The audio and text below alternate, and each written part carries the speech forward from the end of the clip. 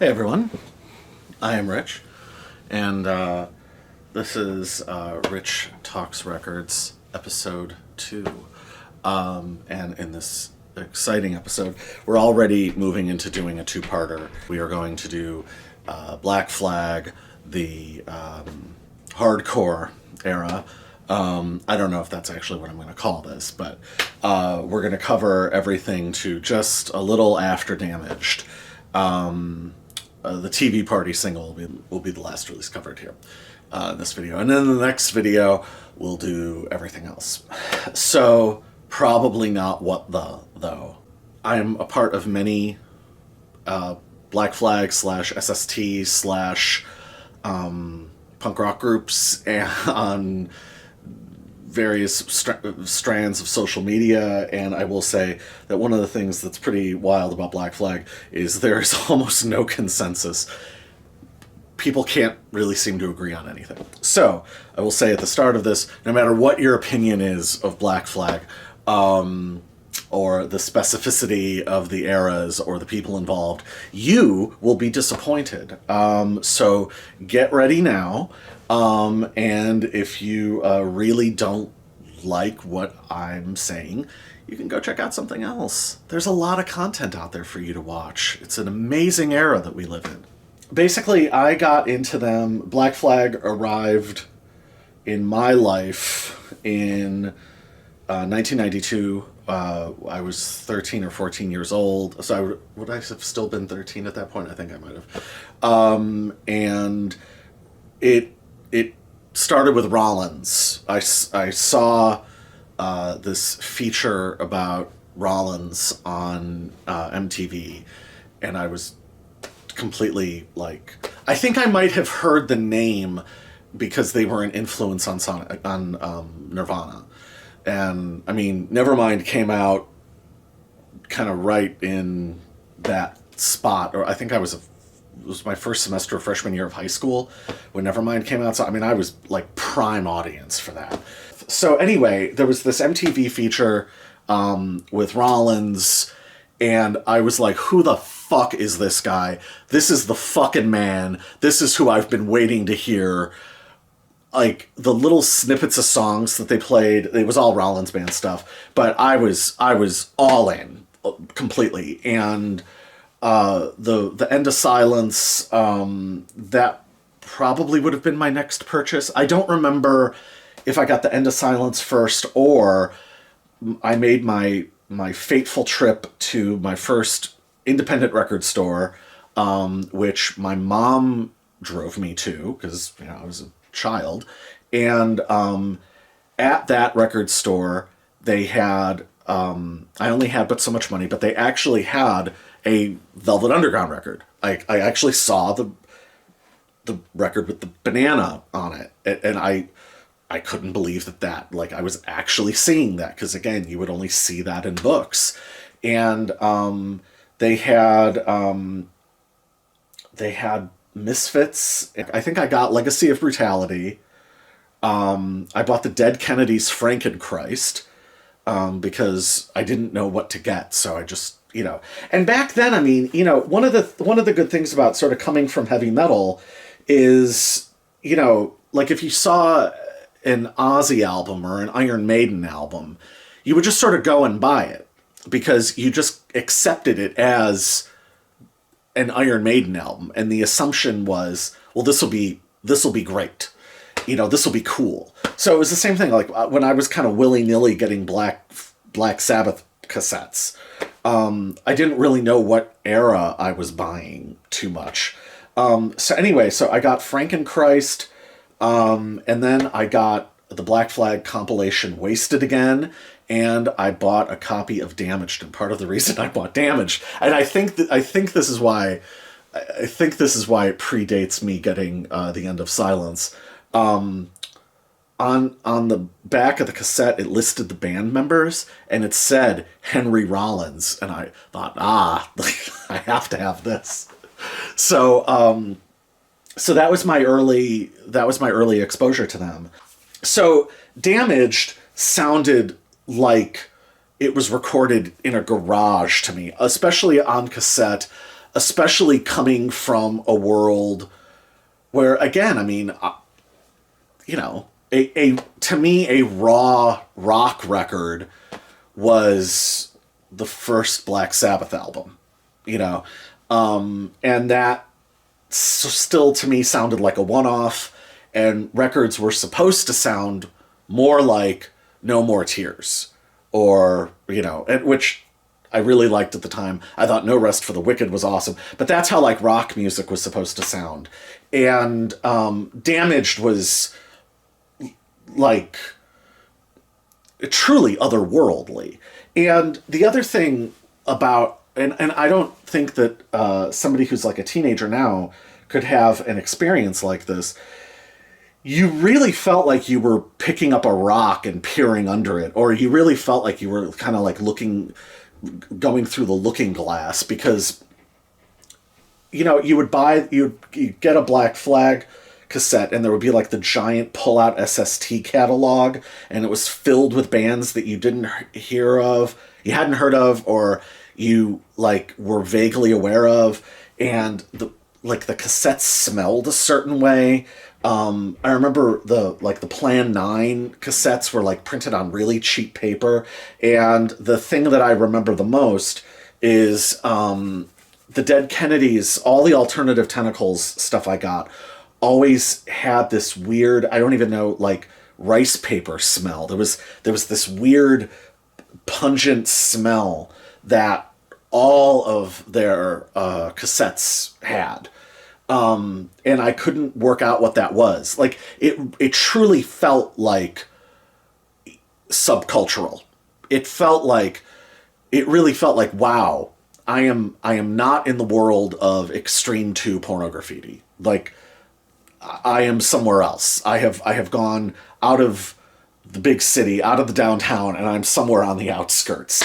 And it felt illicit in a way. It sounded illicit. And it struck that same sort of thing in the brain, like when you see like really raw documentary footage, or quite honestly, when you first see, especially from back then, when you would first see like porn, it was kind of like that. It was kind of this, almost like this thing that you shouldn't be seeing or hearing. And it really did seem otherworldly. Like I said, I don't know that there's an equivalent of that now in a digital world. Maybe you have to like go on the dark web for that, and maybe that's when you get the sense that you're somewhere that you shouldn't be, but you're willing to explore it. The thing was, though, unlike other illicit things, most of which I had zero interest in, Black Flag or the Dead Kennedys or the Misfits were never going to hurt you. They were going to help you. And they were going to make your fucking life better. And that was why I soldiered on. So anyway, that's kind of my personal history with them. I've loved them ever since. Some bands, you go through periods where you're not really into them, and then you come back to them or whatever. But kind of my obsession with and fascination with and love of this band has remained pretty consistent. The other thing I will say about this is, before I sort of really get going, is, I'm going to try to avoid getting too far down the rabbit hole of SST world. I always felt like I knew a lot about that stuff up to a certain point. But now, in the time and space that we live in, it is, I feel like there's new information every day. And there's a podcast called You Don't Know Mojack, where those guys go to such a granular level that I can't believe they know as much as they do. It's bewildering.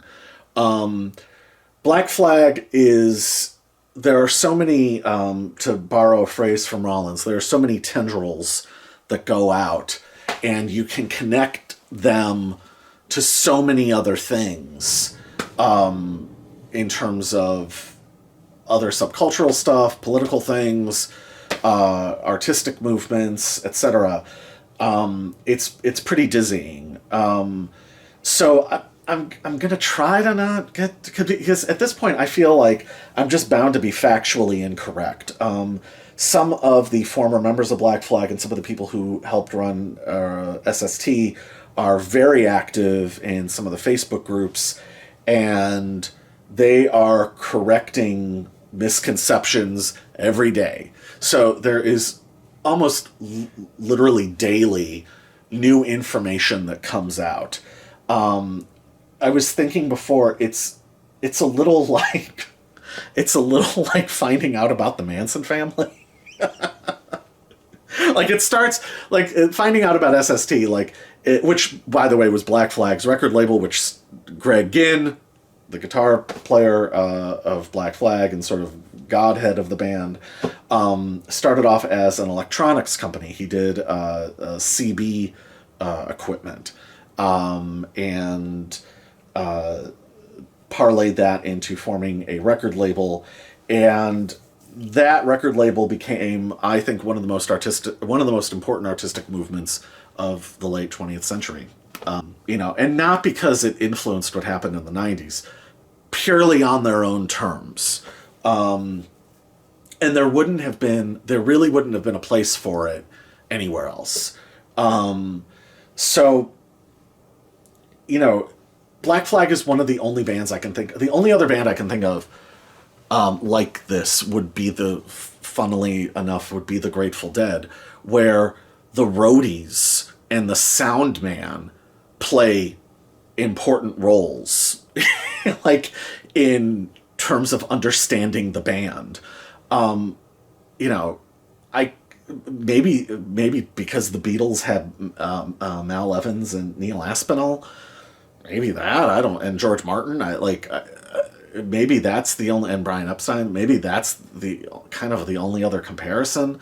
Or like I said, the Grateful Dead, but I'm not a fan of the Grateful Dead. So, sorry, Greg, because it turns out that Greg Ginn is a massive Deadhead. I think they might be his favorite group. So, with all that, now we can get into the first EP, which was, first of all, the early lineup. Raymond Pettibone, who is Greg Ginn's brother. Raymond Pettibone is a nom de plume, who is a genius artist and who has gone on to become a very famous fine artist in his own right. He was their first bass player, and the band was originally called Panic, and then they became Black Flag. The early lineup, by the time they got round to recording, was Greg on guitar, and for years as a kid, I thought it was Gin, so I still have to train my brain not to say Greg Ginn. So it still sounds weird to me to say Greg Ginn, but I also don't want to sound like a fucking idiot on here, so I'm sure there's a couple of you who might be thinking too late. Well, Chuck Dukowski was the bass player. Chuck Dukowski is very, very, very important. Chuck is the comparison, because it's not really a Mick and Keith thing or a John and Paul thing. My sense of Chuck is more of maybe if Greg is the Lou Reed, then Chuck would be the John Cale. There are some really important songwriting contributions that he made, really important, and we will cover those. But also, Chuck really was kind of the loudspeaker of the band in a lot of ways, and because they shifted lead singers so much, he was for a long time he was kind of the de facto frontman. Chuck is somebody who I have the utmost respect for. He's the fucking real deal. He has an incredible intellect, an incredible ability to articulate his ideas, and he has a great sense of humor.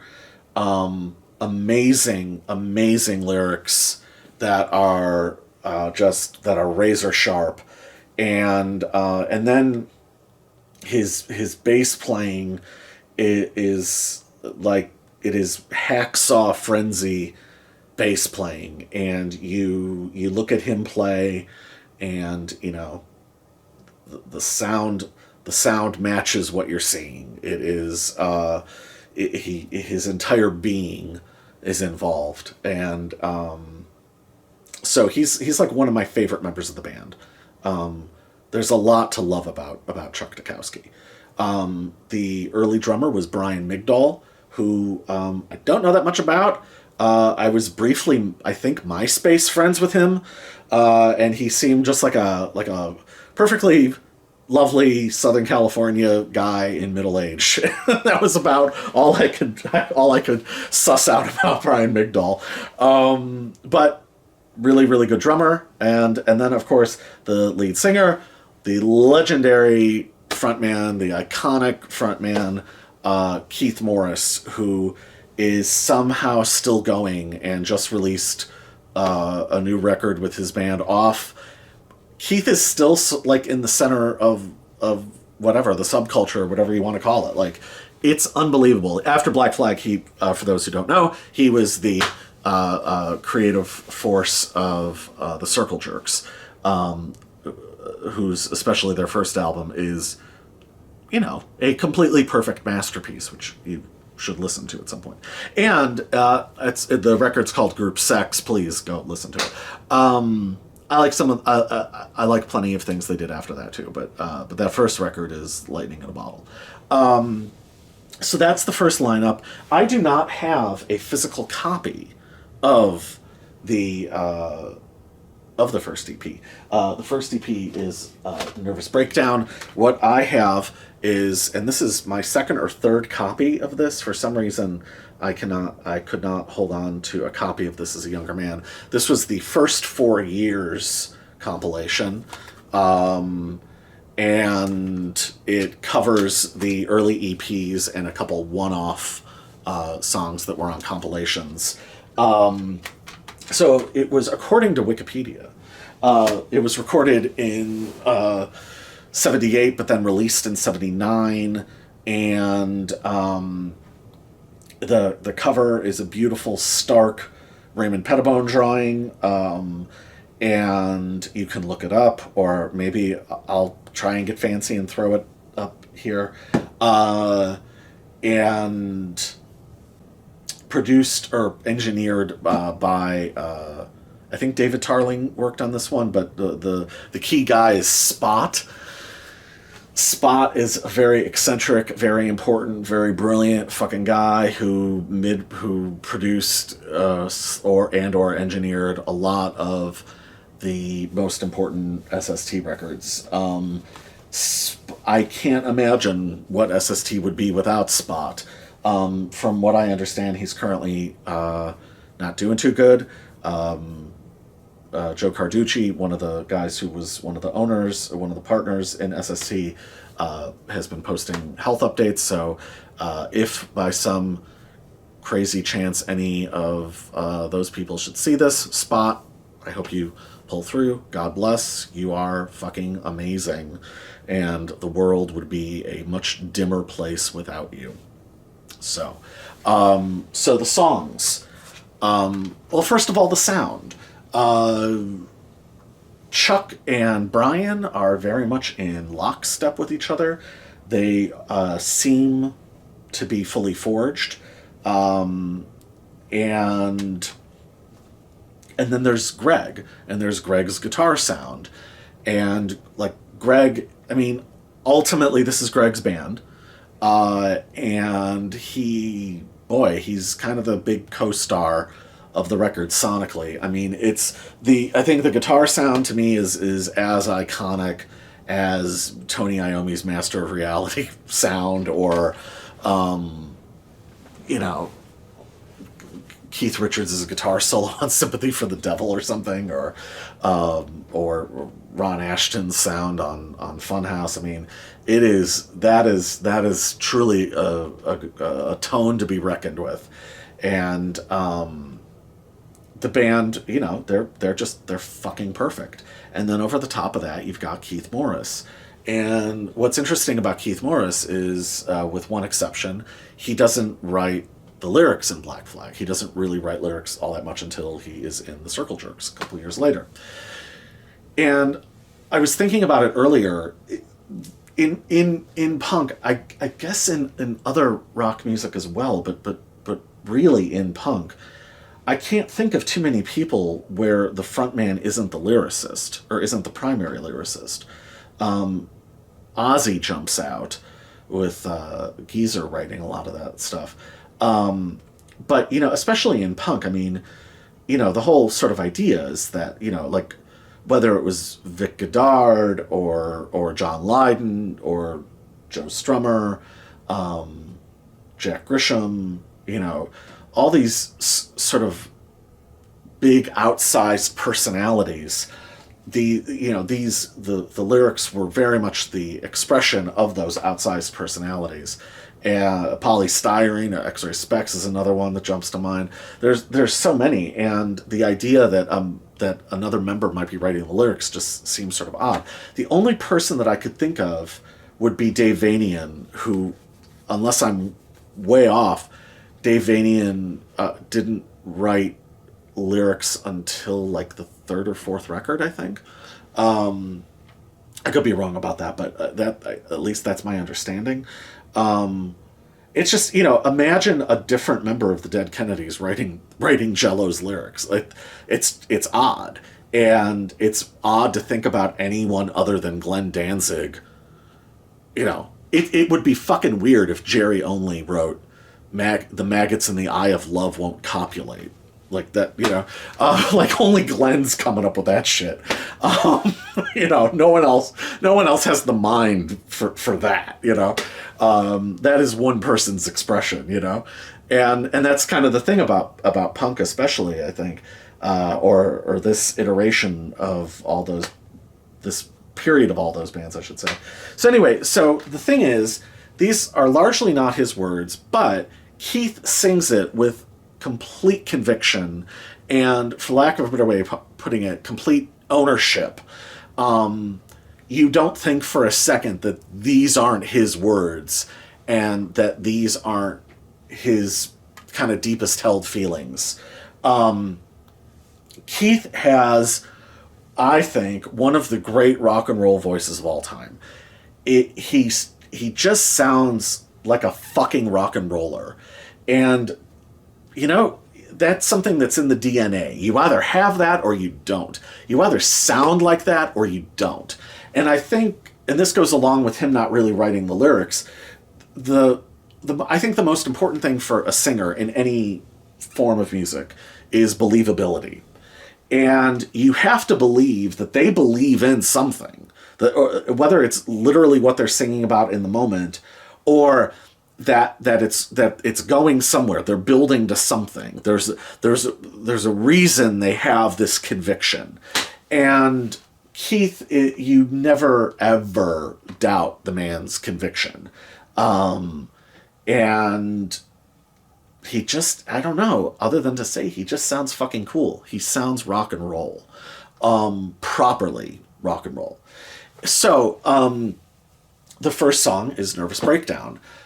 If this was it, if this was all they'd recorded, if this was just a one-off on some compilation somewhere, you would think, who the fuck are these guys? Because between the super tight rhythm section, Greg's ultimate guitar sound, and then Keith, and truly a demented, captivating, immersive performance, and then that weird, I don't even know what it would be, like reverb or phasing effect that they put on his voice towards the end. It is just tremendous. And the thing about these early songs is it feels like they are everybody's songs. They don't, this first EP feels like these songs were spray painted on a wall and they got improved upon over time. You know, it's like it's like a type of food from a specific part of the world that no one knows when it originated from, but everybody's been sort of contributing to it as the years have gone by, and now it is what it's like. It's pho, or it's ramen or something. Like, who invented ramen, or the cathedrals, who made a cathedral. Like, that's what these early fucking songs are like. They are just everybody's. They've always existed, and they are somehow specific yet open enough that you can project into and or apply to your own life and experiences. There's something very, very specific about Greg's writing at this time, where you're really not in his psyche. You're in some sort of, I don't know, you're in some sort of collective unconscious psyche, and Keith puts voice to it. So Nervous Breakdown is perfect. It's the perfect encapsulation of this era. It's the idea that that's the first song on the first release. I mean, that's the bar, Then you have Fix Me. Again, Fix Me. I mean, what do you fucking say about Fix Me? It's like, talking about these songs is like talking about the Bill of Rights or the Magna Carta. What do you say about it? I mean, it's fucking Fix Me. Go listen to it. Jesus Christ. There's nothing I can fucking add to that. God damn. And then I've Had It. Another one of my personal favorites. They're all my personal favorites. It's the beginning of some of the stop-start stuff that they would do and master. Again, it's, I can't go to work. I mean, think about it. It's so simple. Yet, who could write it? That I can't go to work. The boss is a jerk. I ain't got time for this school. Those fuckers are fools. That's it. That's your life when you're that young. That's your life when you're that young and that frustrated, And I hated grade school, and I especially hated high school. I hated those fucking people. I hated going there every day. I would have loved to have seen that place reduced to a smoldering rubble, So, when you are 14, 15 years old, I ain't got time for this school. Those fuckers are fools. That is true. And that is your life. So what else can be said? And then we come to the last song on the first release, Wasted, which Keith wrote the words for, and you can totally tell because it is a completely different vibe, and it's totally it's far more verbose. The lyrics up until this point have been just elemental and true, and that is it. Like, they are just, it's like the fucking monolith in 2001. It like. You just have to deal with it. Wasted is far more individually expressive, and but it's fucking perfect. It's smart ass. It's laissez-faire. It's carpe diem. It's extremely rock and roll. It's one of the greatest rock and roll songs ever written. It's the perfect capper. There's been this ratcheting up of intensity and tension, and then it kind of ends with like a, meh. Like, it just ends with, I mean, not that Wasted isn't intense, but like, it just kind of ends with a, fuck this, and go on with life. So that's the first EP. It's perfect. I mean, Jesus Christ. Pretty much all these records are perfect. There's a reason I'm so devoted to this fucking band. So there's a reason I love them so much. So we are, I am doing this recording this slightly differently than I did the last one. I'm going to do it in sort of a modular fashion. So we're going to take a break for a second. We're going to continue talking about the Keith Morris era. Because if you just kind of go through the Black Flag discography in the order in which it was released, Keith Morris is like in the band for 4 minutes, and then they're on to the next singer. To sort of give these things a little bit more weight and to make a little bit more sense out of them. Jump forward to 1982, Black Flag could not put out any music. They were in a dispute with Unicorn Records, and they released, original copies did not have the name of the band. They released this, Everything Went Black, which this is the version I would have bought probably early 93, because I was getting CDs by then. So this would have been literally one of the first CDs that I ever bought. Yeah, and I remember, I will just throw in a personal note about the day that I got this. My first girlfriend, I wanted to listen to this because I was so excited to have it, and my first girlfriend calmly, I remember her calmly sitting on the basement floor, not calmly though, but like with this sort of glare on her face. And after, I don't know, however many songs, I probably listened to about half of this. And I finally was like, what is your problem? And I thought she was going to say she didn't like the music, or she was mad about something I said. And she wanted attention and couldn't work out why I was more interested in listening to music than spending time with her. So I always have this weird memory of like, I had to like very quickly switch gears in my brain and be like, oh no, of course I feel romantic right now, which I didn't feel romantic. I wanted to fucking listen to Black Flag. There will be time for that later. Anyway, so the Keith Morris, this is a compilation of unreleased recordings, 1978 to 1981, of featuring the first three singers. And the, let's see, hold on one second. Let's see if we can make this happen. It may not work. Well, it's gonna work. Look who's here. And Greg, Mr. Cat Rescue himself, will appreciate this, especially since our little beloved angel was having an asthma attack in the last video. Here she is. She's down here, and just woke up from a nap. So what are you going for, honey? Do you want to just get down? Okay. Anyway, so she's now just at my feet. Yes, hello. So anyway, the Keith Morris era of this. So credited to, because he left, and he left on very bad terms. We'll get to that later. He was credited on here as Johnny Bob Goldstein.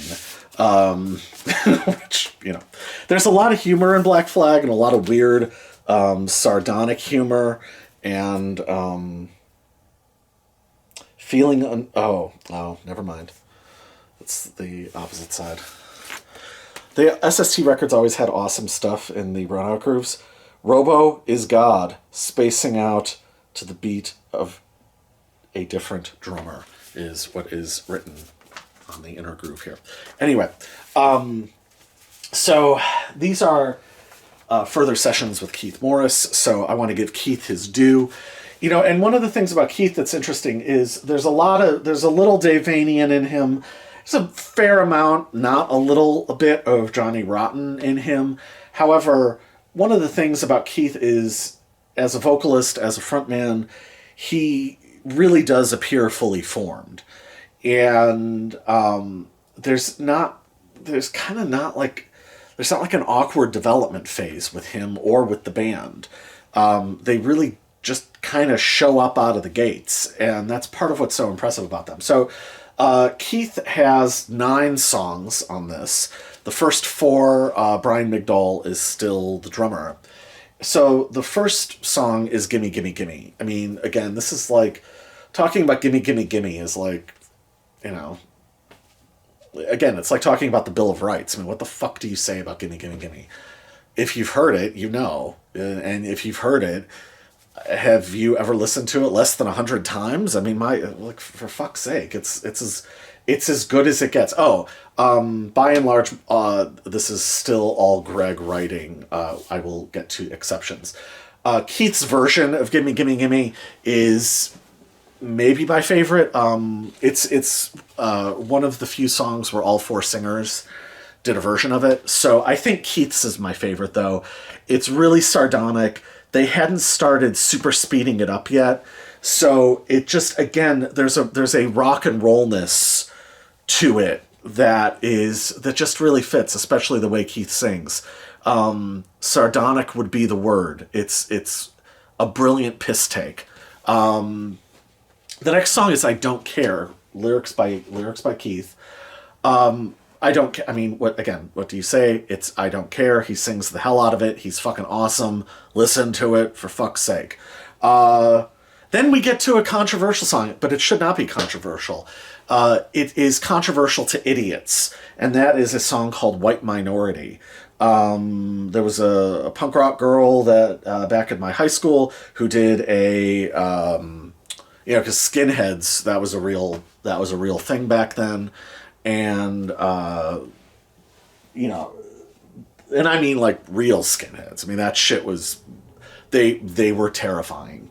And so she did a report in school about white power punk bands, and I had a couple kids in the class knew that I was a huge Black Flag fan, and they were like, "She played a Black Flag song. I can't believe you're into them." Years later, on one of the first internet record review sites, there was a guy, and I'm not going to name his name, but he was kind of like a G-list Mark Prindle, and he posited the theory. And I mean, this says far more about him than it could ever say about them as a band. He posited the theory, which, I mean, this is cynical beyond belief, that the band was so desperate to find an audience and so willing to have a gimmick that they went white nationalist. As like trying things out. Let's see how this Sig Heil shit works for, maybe that'll pack him in. That's how moronic this guy was. And it's a shame on me for having spent any time other than that reading his fucking dumbass record reviews. But his site is long gone, and who knows where the hell he is now. And who cares? So anyway, White Minority is clearly a song against racism. It is, the Great Replacement theory. It is a topic that is more relevant now than ever. The song is really, no pun intended, black humor. It's a joke. It's a parody. Especially the way Keith sings, and I used the word sardonic before. The way Keith goes, "White pride," like, come on, like you're supposed to get into a frenzy over him, like "white pride," like, come on. And Keith, who is Jewish, sings it clearly as a piss take. I think, and I guess we'll get into this when we leave the Keith Morris era. Maybe it's slightly more difficult to tell when the song gets officially released on the next EP, but I just think it's so obvious that it is parody, that you're a fool if you don't see that. The next song is "No Values." Again, parody, piss take. And that chorus is, "I've got no values, nothing to say. I've got no values, might as well blow you away." Fucking fantastic. And again, it's funny, but it's ferocious at the same time, and it's dark humor. And, again, if you actually literally think that he and they are that nihilistic, like, what Disneyland idiot world are you living in, And then that's the end of the Brian Migdol period, and then we come into Robo becomes the drummer. Robo, who is a defector from Colombia, Roberto Valverde Valencia, I think. is his name. You will know Robo if you are a fan of the Misfits. He is the drummer on Earth AD. He is superhuman, and he is the only drummer, I think, who really combines the super frenetic, hardcore style of drumming with some of the intricacy and kind of all over the kit precision of the Circle Jerks' Lucky Lair or George Hurley from the Minutemen. He manages to combine. He manages to combine both. He is an incredible drummer, and he totally hot-wired the band. I mean, they it's a huge jump up in terms of their playing abilities and just cohesion as a band. He makes them that much better, and so we now enter the Robo era, and he's going to be the drummer for a while here. So Revenge. Again, we'll get into some of these songs. So one of these things is, as we get into especially the stuff on here, Black Flag recorded these songs many times. So I feel like this second session with Robo on drums and Keith singing, I feel like this is the a not as good version of Keith. I feel like his best performances were on the first EP and the first four songs here. But Revenge is great. It's, but it's like it's a rehearsal. It's not like the take, but it's still really amazing. However, another song that everybody recorded, Depression, is next, and Depression is like the first sort of epic. It's 2.5 minutes, and Depression is Keith sings it unbelievably well for a guy who has a sense of humor and who is really sarcastic and smart ass. He sings it. He sings it with everything he has. And Depression, I'll touch later on the Black Flag's appearance in the Decline of Western Civilization movie, but like that scene of Chuck Dukowski reading the lyrics in the church is like one of my favorite things that has ever been filmed.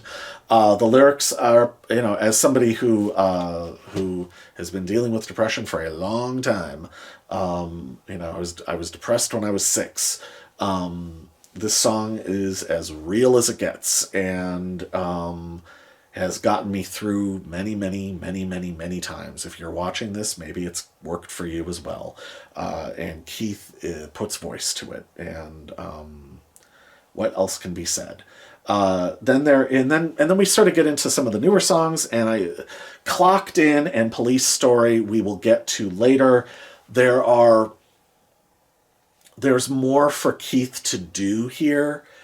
It's almost like little acting parts. It's almost like Pete Townsend writing for Roger Daltrey, that you sort of have to inhabit the attitudes of these, and I think these just aren't fully developed enough yet in terms of Keith's performances, but also just in terms of the band's cohesion. So they're great, they're fucking amazing, and they blow away all sorts of recordings by other bands. However, by Black Flag's lofty standards, these are, I think they're bettered later. And then it ends, the Keith Morris era comes to its ending with a second version of Wasted, which now that they have Robo is, a million miles an hour and really, really, really great. And, it's just as good as the released version. It doesn't maybe have as much of the Greg ultimate tone, but it's still fucking fantastic. The other thing I will say is the Depression is it the first, unless I missed another one, I think that's the first of Greg's solos. And there will be a lot of Greg's solos coming up. Greg is one of my favorite guitar players of all time. There are people, shockingly, who don't like his soloing or think very little of his playing or think that he can't play. I think that is absolutely, utterly absurd. I think that he is a master, and he is kind of a genre by himself, especially when he was in Black Flag. There's not really anything like him, but even if you follow him out into the 2000s and beyond, there's not really anything else that's like what he does. He's almost like Jandek in that sense. Like, you listen to Jandek and it's voice and guitar, and he's self-consciously writing poetic lyrics, and it's like a singer-songwriter, but it's not a singer-songwriter. It's poetry that is totally unto him, and a guitar tuning and playing style that is totally unto him, and a vocal style that is totally unto him. And I feel like Greg is like that. It's just that as a songwriter, he was able to write these incredible songs that just resonate with people and mean so much to people, and express feelings that they didn't know that they had. But then everything else, especially just his guitar playing and also his band leadership, that is its own course, and you kind of can't compare that to anybody. So I love his playing. I personally don't get how you couldn't. It's very knotted, tightly wound, intense, and then just these explosions of notes. And at least here, he's not doing extended soloing, and they are just amazing, like just falling, it's like falling shattered glass for 10, 20 seconds as he plays. He is a phenomenal, what the fuck do you say about that guitar playing? I don't know. And I don't understand how you couldn't like it. At any rate, that's the end of the Keith Morris era. We'll take another pause for yet another worthy cause, and we will be back with the Ron Reyes era. All right. So Keith Morris left. It was a pretty bitter parting from what I understand. And I think Keith and Greg were gonna always be at loggerheads to some degree.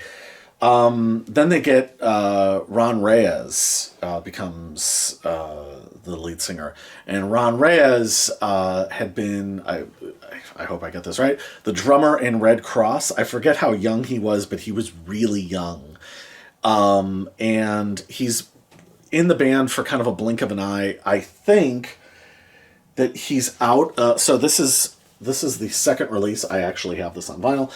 This is Jealous Again. My understanding is he's out of the band by the time that this is actually released. According to Wikipedia, this was recorded November 79 and April 1980. It came out in August of 1980.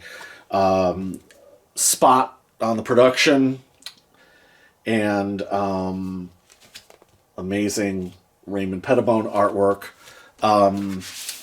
The run out groove on this is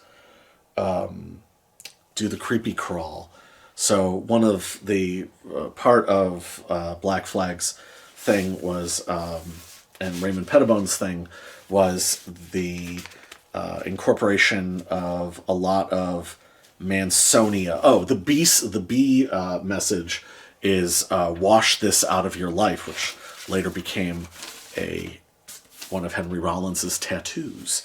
But the Mansonia stuff, and as Rollins himself later pointed out, like doing that in Southern California not that many years after the murders, and members of the family were still out and about across Southern California, that was very, very daring to do. And were they the first band to sort of touch upon Mansonia stuff? 'Cause, I guess Throbbing Gristle might have been the first, but you know, that was.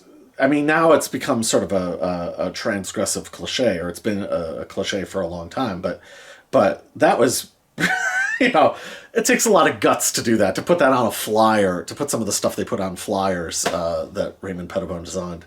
There are a lot of really amazing places to check out his artwork. You really should. It's, you know, in a way, he kind of is one of the band members. So I should just throw that in. But the reason I said Ron, I think, was out of the band by this point is because he is credited here as Chavo Pederast. So that was the punk rock name they gave him, Chavo Pederast. And according to this, I think it's in these notes. The liner notes are written by Spot on Everything Went Black. I think it's in here. It's been years since I've read it. But Ron just sort of quit mid-gig. He just sort of walked off, and that was the end.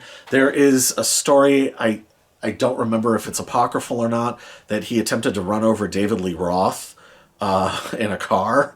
And somebody had to grab the wheel away from him. I think that actually might be a true story, that he tried to kill. He was a little worse for wear one night and attempted to run over David Lee or pin him against a fence.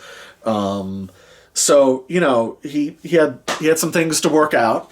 So yeah, so you know, Ron Reyes, even though he's only in the band for a brief period, he is the second vocalist.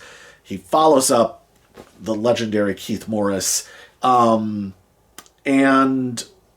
you know, I think for a lot of, and he's the singer when they perform In the Decline of Western Civilization. So, you know, he's not insignificant. One more thing about Keith Morris is there's not, I think I've only ever seen silent film of him performing. There's very few photos. I don't think they did that many gigs with Keith. But I don't know that I've ever seen footage of him singing live with the band. So there is at least something with Ron, even though it's done on a soundstage. And I mean, there's an audience, but it was put together for the film. But I think from what I've seen, it's generally regarded that he's the singer that people like the least. And or they don't, they say they don't, you know, that they like Henry the least because they want to, like, you know, make fun of Rollins. They want to bag on Rollins or take him down a peg. But Ron, I'm a big fan of Ron. There's a lot to like about his style. First of all, his performing style in the Decline of Western Civilization movie, and you can kind of do something of an apples to apples comparison because Keith Morris by then is fronting the Circle Jerks. So, you know, and that is, and I mean, that, I've already talked about them. I mean, that first iteration of that band is an incendiary, perfect band in their own right. But, I mean, I would put Ron up against Keith in that, like, it's not like it's a blowout. It's not like Keith is 100 times better than what Ron is doing, or it's not like it's a huge step down. Maybe he isn't the presence that Keith is, but you know, Ron is amazing, and so this is kind of a little bit of a justice for Ron Reyes thing, and I think, again, especially comparing Ron with who comes next, which is Dez, I think a lot of that's down to personal taste and sort of what you like and what other kind of music that you like. So, you know, but I'm a fan of Ron.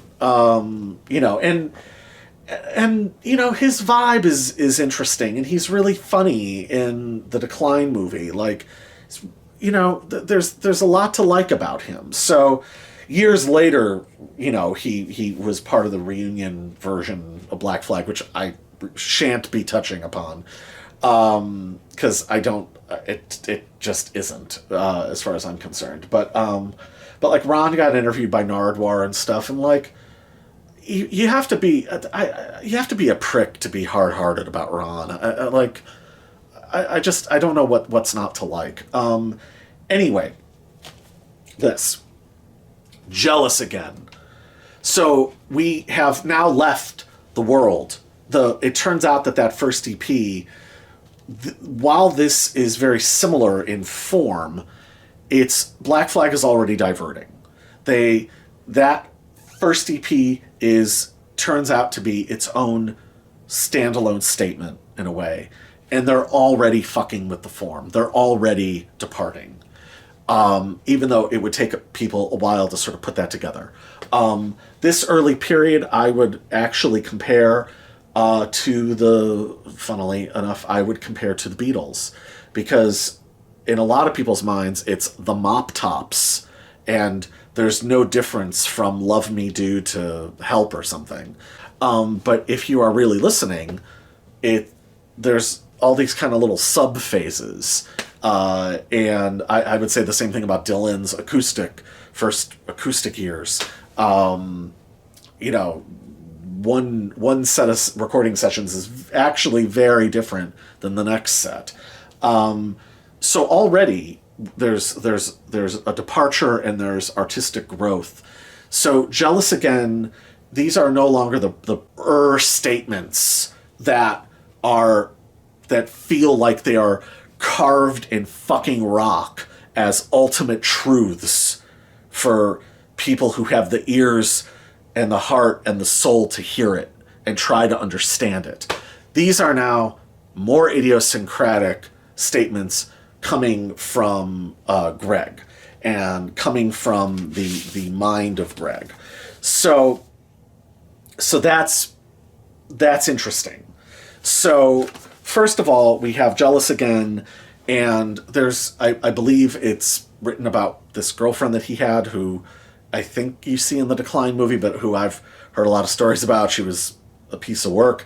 Jealous Again, I guess, is his message to her, but it is a smart-ass, dark humor, very funny, kind of wicked song that, again, if you don't see the humor in it, like if you don't laugh at it, then you might be humorless. Also, Greg, so what's the time of that?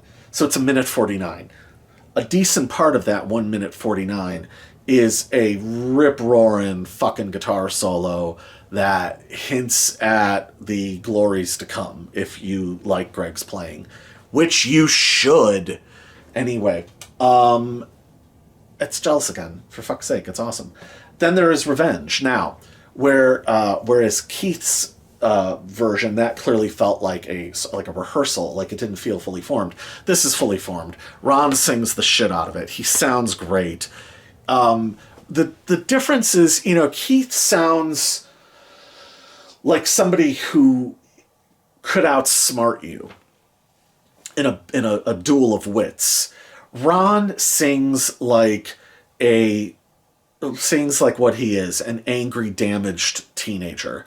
It's a very different tone. He doesn't have the self-confidence that Keith has, that kind of the sort of innate cool of a rock and roll singer that Keith has. I feel like you could drop.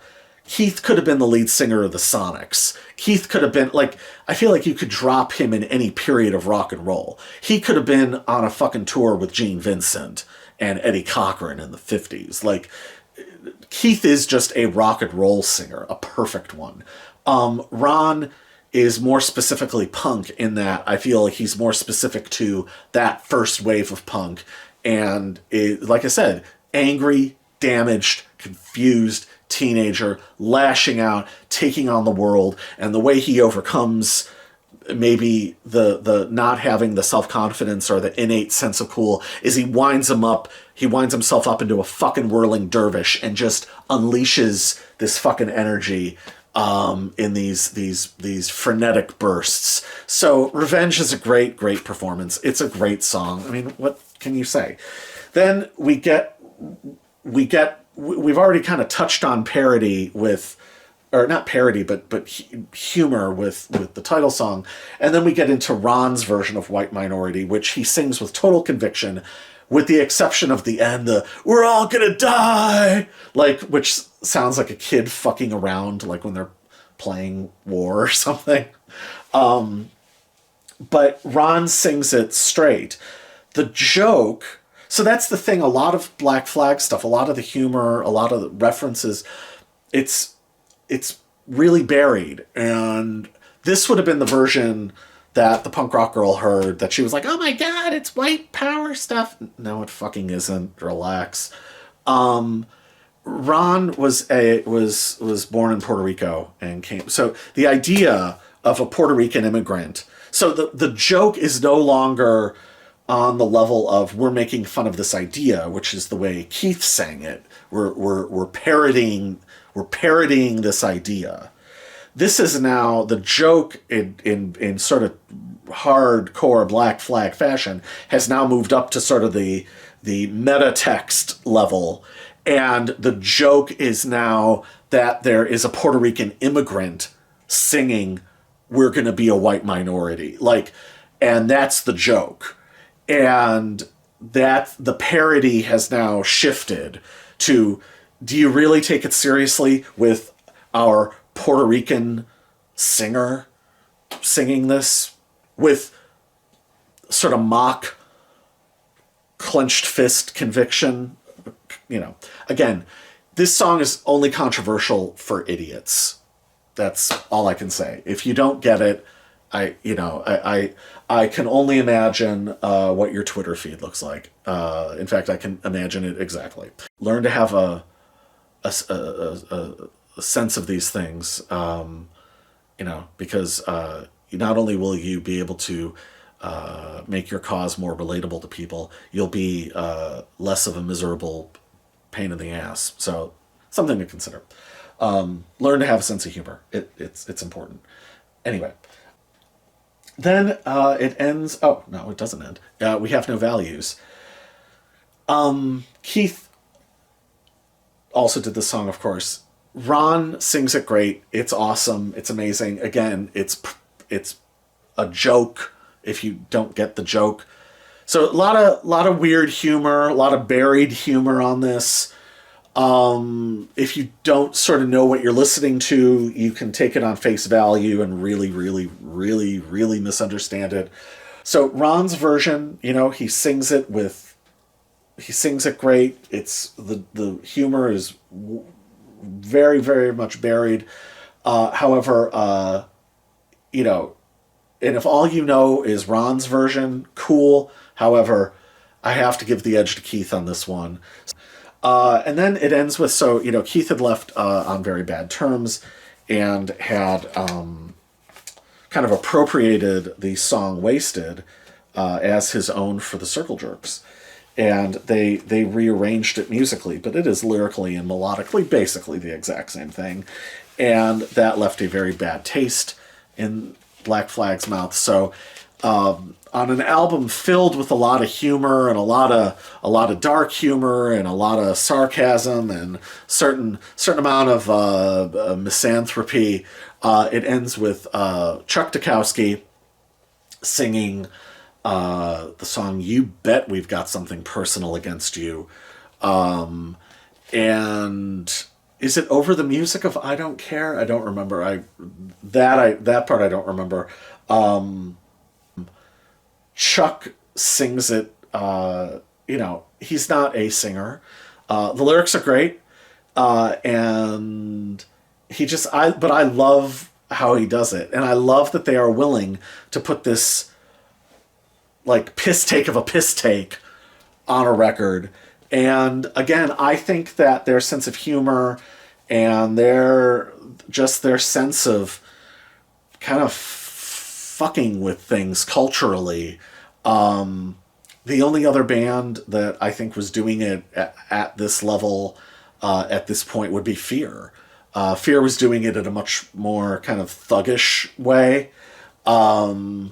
But it's that same thing where it's kind of, it's kind of performance art, and you have to sift through the layers of irony and sarcasm and parody to get down to the sort of the core truths. And we've it's the second release. It's a very, very, very brief EP. but we're already kind of a world away from the more like the overt statements, or the more overt statements on the first EP. So Ron, not a big step down, and the band is fantastic. Robo and Chuck, what's not to love. I will say the sound of this is a little bit more sort of matted. The first EP's sound is a lot more like hot and sizzling, and this is a little bit more muted. Also, I kind of like the business of mixing them slightly differently and putting Ron a little bit more out front, simply because it almost reminds me of like a British Invasion recording. It's almost like the mixed like the early Kinks or early Animals or something. Like, so I like that, and I like that they're kind of tinkering with their sound in interesting individual ways. So that's this. We will be back in a moment. So we now get into the Chavo section of Everything Went Black. The Dead Wax saying, "Feeling uneasy?" Chavo says, "Here comes Dez. Jealous anyone?" That is nasty stuff. Nasty stuff. Anyway, we get to the Ron Reyes section of Everything Went Black. I think that Ron is tried to be more of a singer and tried to sort of put little melodic elements into the song, and I think was singing in sort of a more first wave punk rock kind of way, with maybe slight new wave-ish inflections perhaps at times. So it's really down to what appeals to you. And I guess since I like college rock and I like whatever, Ron appeals to me, and I'm a fan of what he does with these songs. So anyway, so his version of Gimme Gimme Gimme, with they've got fucking Robo in the band. They are white hot. It's musically a step up in some ways. In another way, it doesn't have sort of the kind of the rock and rollness or the garage band, the garage rock feel of Keith's version, but it's awesome. Keith sings. I mean, Ron sings it great. The band is great. I mean, then we get his version of Depression, and it's just a testament to what an amazing song it is. That Keith's version, which sounds like him really channeling something and sort of setting aside his humor and his confidence to really let this something raw out of himself. Ron's version, again, angry, confused, pissed off teenager. Boy, does Ron sing the shit out of it like an angry, confused, pissed off teenager who's taking on the world. So his version, which do I prefer? I don't know. Maybe I prefer Keith's, but Ron it's no slouch. Then we get to Police Story. I think his Police Story is better than Keith's. The band has clearly played this song many times now, and musically it's far tighter. I think this is one of Ron's weaker performances, especially the trailing off at the end. The "Can't Fight City Hall," like it's kind of just. I don't know. It's a little limp. And so it's not, again, it's fine. And if this was the only version that you ever heard, you'd be like, oh, that's great. It's only by their own lofty standards. Then Clocked In. I love his version of Clocked In. I think the sort of little play acting, I got this problem every day, punch in, punch out. I think he handles that and he articulates that perfectly, because it sounds like a kid who hates his first job and is absolutely miserable and doesn't have a choice in the world. Doesn't have a choice but to be doing this shit job.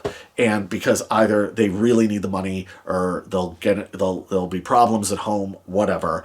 Ron sings it with complete conviction. He sounds fucking great. It's one of my favorite performances that he ever did. And then we get to My Rules. My Rules, there's two versions of it. The first version is here with Ron Reyes, and then later on, as one of the last releases, or the last release as a hardcore band, Henry does it. That version feels far more deconstructed and like the band is, and we'll get to that when we get to that. This is more just a straight up punk song. The cat's back. I'm not going to try and pick her up this time. It's more just a straight ahead punk rock song, but it's a great straight ahead punk rock song. I mean, what is not to love about it? How could you not like it? And I just want to look really quickly and see about writing credits. Yeah, so I thought that's what I thought. So yeah, and again, it's an all Greg show. So, and I'm assuming on Jealous Again, I'm assuming that Chuck wrote his own words for You Bet I've Got Something Personal Against You. So, at any rate, I have to go out and go do some good deeds for society. So I'm gonna depart now, and I'll be back later. All right, so here we are. It is absolutely later the same day. That was a really long pause, and there's no way that it's possible that this is the next day and I'm still wearing the same clothes for the sake of continuity, because that would be stupid. We will now talk about the Dez era. So Dez Cadena took over from Ron Reyes, and there are some people for whom Dez is their favorite of the early singers. There was a long time where Dez was my personal least favorite. In some ways, he still sort of is, but again, we're talking about Black Flag standards. So, Black Flag standards, it's like who's faster by a tenth of a second, There's a lot to love about Dez, and there's a lot to love about Dez's style, and but if you are somebody who totally went are totally into the sort of more the Cro-Mags agnostic front world, then Dez is probably your guy. So if Dez is your favorite, you of course are not wrong. But I also think that there is a case to be made for Ron, because there's a lot to like about Ron, but there's a hell of a lot to like about Dez. So I'm gonna get into the specifics of that. If Dez is your guy, I'm not gonna be going in on Dez, because you would have to be an asshole to do so. But if Dez is your guy and you don't agree with me, hey, you like Black Flag, like we all agree on the same fundamental thing, So anyway, so I think if Keith Morris is, just a great front man, a great singer, and just sounds fucking cool, and cool in a, as I've now said umpteen times, a really kind of like perfect rock and roll frontman sort of way. And Ron is the, as I've also said umpteen times now, fucked up, angry, confused young man taking on the world. Then, Dez is an interesting presence, because first of all, Dez really directly leads the way for Henry. And but Des is interesting because especially when you see footage of him, because he's this skinny beanpole. He's imposing in a way that I think Keith is on the shorter side. Keith is I'm short. I think Keith and I are, and Ron I think was also on the shorter side. And again, Ron, it just comes off as being so young that, and Des, even though Des was also very young, Des seems older, or more experienced and wizened to the ways of the world beyond his years. He doesn't have the sort of fucked up, angry confusion vibe that Ron has. There's a confidence to Des and a solidness of character to Des, and it's a very, very, very different kind of cool than Keith's cool. There's something about Des. He's sort of like a cousin that you see like once every 3 years at like a family birthday or something, and they're like this like cool older cousin, and is going to be out of town soon, and you kind of got to catch him as you can. And Des always, I know that people would always say, like, when during the alt rock era they would say, oh well, Nirvana's big because they look like 3 guys who would be doing your plumbing or fixing your car. Nirvana aren't like that. Kurt wasn't going to fix your car. Kurt was way too a fate, and like and way too in his own world. Kurt didn't give a shit about fixing your car. Des actually seems like somebody who really would be a mechanic or a plumber. He seems like he would be like a carpenter. Like, he seems like somebody who would actually be a tradesman. And just like a real, like, I don't know, like blue collar horse sense, like somebody whose compass just isn't off that often, There's just a solidness of character to Des. I know Tom Tricali said that Des was the first singer that he ever saw, and that Des moved him unlike anybody else, including Henry.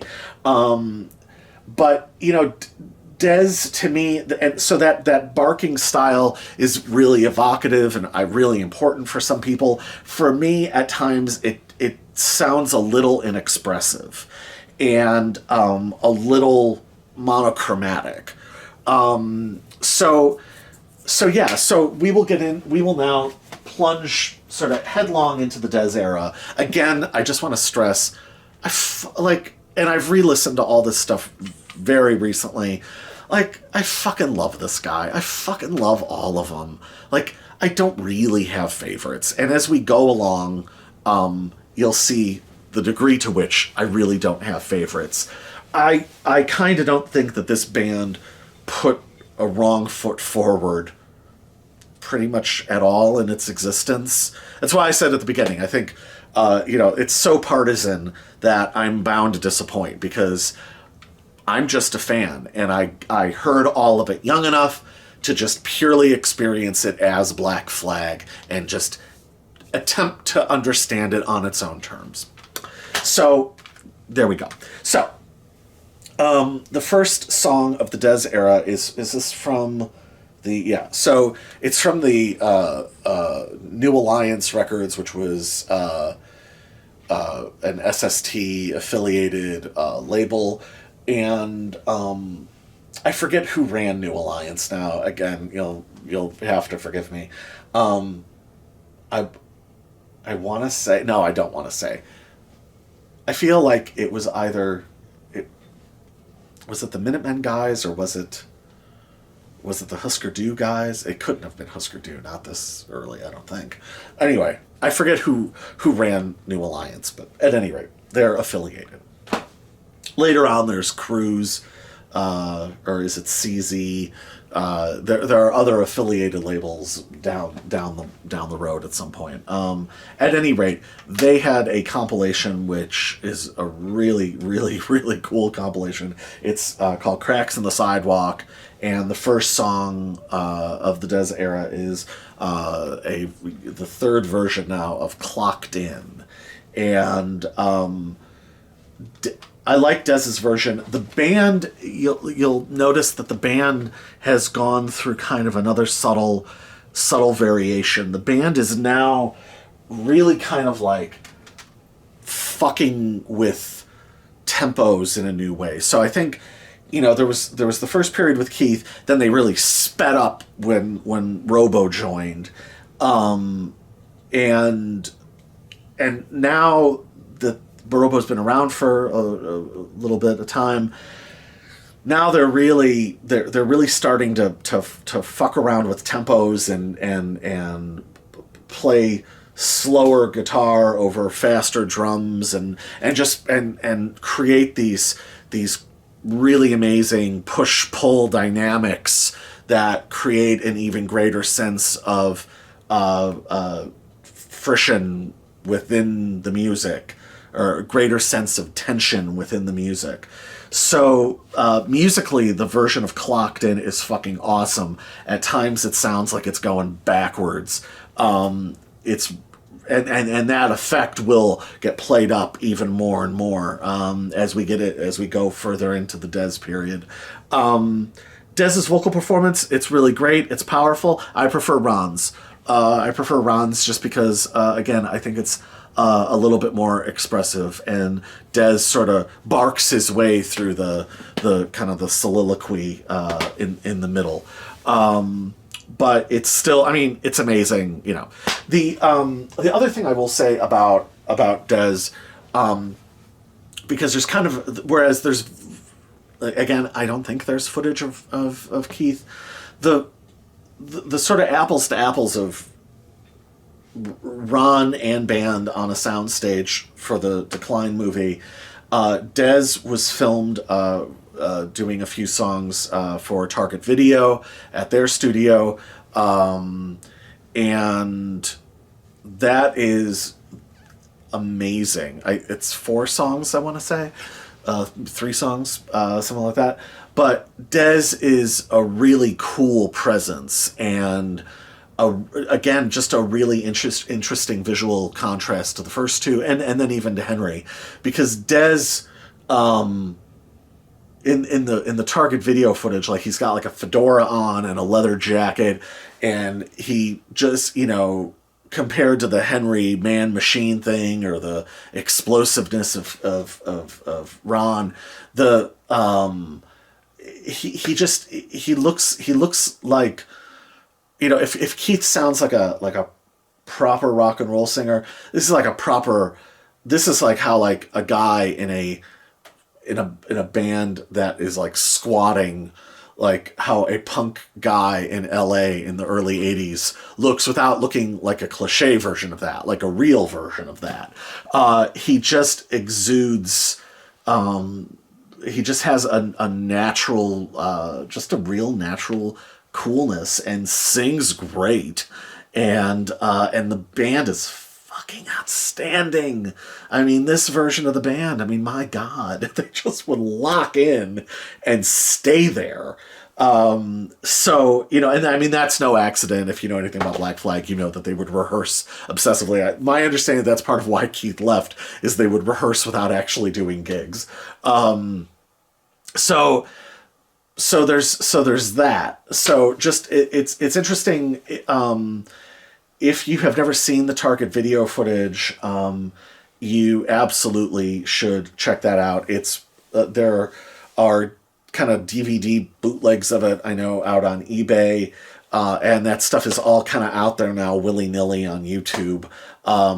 So, up next in the Dez era is the 6-pack EP. Again, I do not have a physical copy of the 6-pack EP. I don't know that I've ever actually seen it. I don't know that I don't think I've ever actually physically seen one.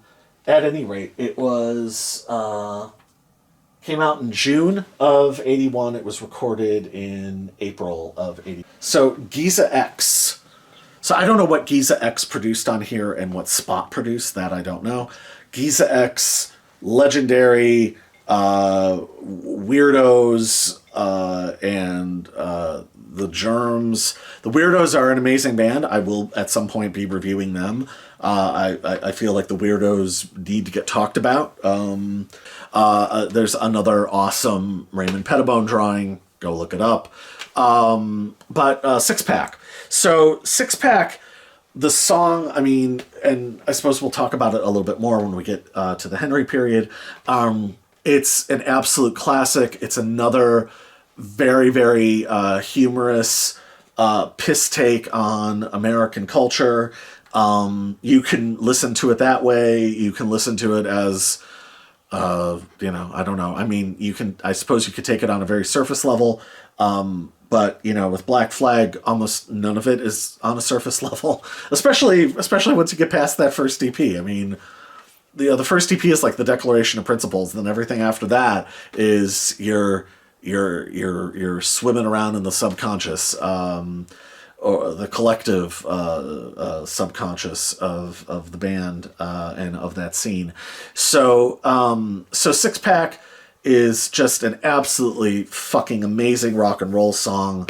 Punk song, whatever. I don't know how you couldn't like it. What's not to like? It's perfect. What's interesting is I feel like this is really the first time there's any kind of like production where there's like the vocals of Six Pack. Like there's other than that effect on Keith's voice on Nervous Breakdown. Part of what is so great about this period with Black Flag, but also with punk bands in general, is it's recorded like jazz. It's a picture of what's happening. It's not a painting, It's just, this is what these people sounded like when they played their instruments by and large at the same time. And that is something truly beautiful. And so I feel like if you are somebody who is like a jazz listener and you wanted to listen to rock music, I feel like you should either start with punk or start with the original 50s rock and roll. Because there's a direct oral crossover. So at any rate, Six Pack, it's perfect. I mean, again, it's like talking about these songs, I feel slightly ridiculous because they're perfect. I mean, it's hard to review like an oak tree. It's an oak tree. It's great. Like, go look at it. Like, go take a walk. It's nice. But anyway, here we start to get, but also I think that Six Pack is very much in line with the first two EPs. But as there was a departure with Jealous Again from Nervous Breakdown, by the second song, we're already in another departure, and the next song is I've Heard It Before. And I've Heard It Before is, to me, a whole different type of song for the band. There is a long intro, a tension building, grinding intro. Dez is fucking amazing on this, and this is really Greg as well. This was a co-write with Chuck Dukowski, so I'm assuming that Dukowski wrote the lyrics. I don't know, but it does feel like there might have been some of Dukowski writing the music as well, because it does come kind of sideways from what their approach has been up to this point.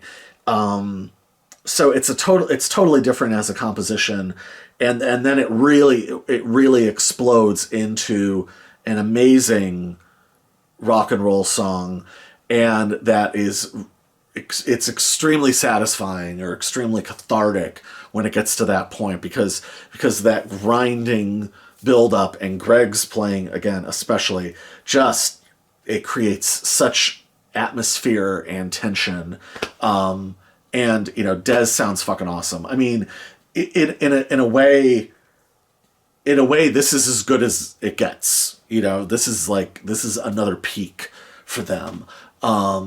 It's a tremendous song, and even when it goes into the more rock and roll part, there's still Greg's coming in with these single note bends, and so again there's this, even within the more rock and roll parts, there's still these sort of upheavals of tempo and again tension and friction, where the band is playing as one yet pulling against each other. It's just it's an amazing thing to hear. And then the last song is American Waste. This is Dukowski all the way. It's Chuck all the way. And American Waste, probably more overtly political, I guess, than Greg was getting, though Greg was pretty overtly political. But again, just an amazing song. I also kind of feel like this period is sort of the beginning of that really nasty kind of rusty wire sound that is at the fore of when they get to recording Damaged. So again, they're sort of they're further transmogrifying, and they're kind of in a new sub phase with this release. I guess you could call it a single. I guess you could call it an EP. Maybe it is more properly a single. At any rate, it's fucking awesome. And what's not to love? The next is, this is another New Alliance compilation called Chunks, and it is a song called Machine. And Machine is almost, it feels like it's very much an extension. It could have been the fourth song on Six Pack. It's very much of a piece. If you could kind of look at it like Six Pack is a proper song. I've heard it before as like this deconstruction. American Waste is then an even further deconstruction, and then this is an even further deconstruction. So this is more of just like a chant and the band grinding and churning, and then it kind of bursts into frenetic activity at the end. It's not as song-ish. It is more of a composition, more of an idea, but it's still absolutely fucking fantastic. And Dez sounds great, and what's not to love? Then is they did a single for Posh Boy. Posh Boy, really important early punk rock label.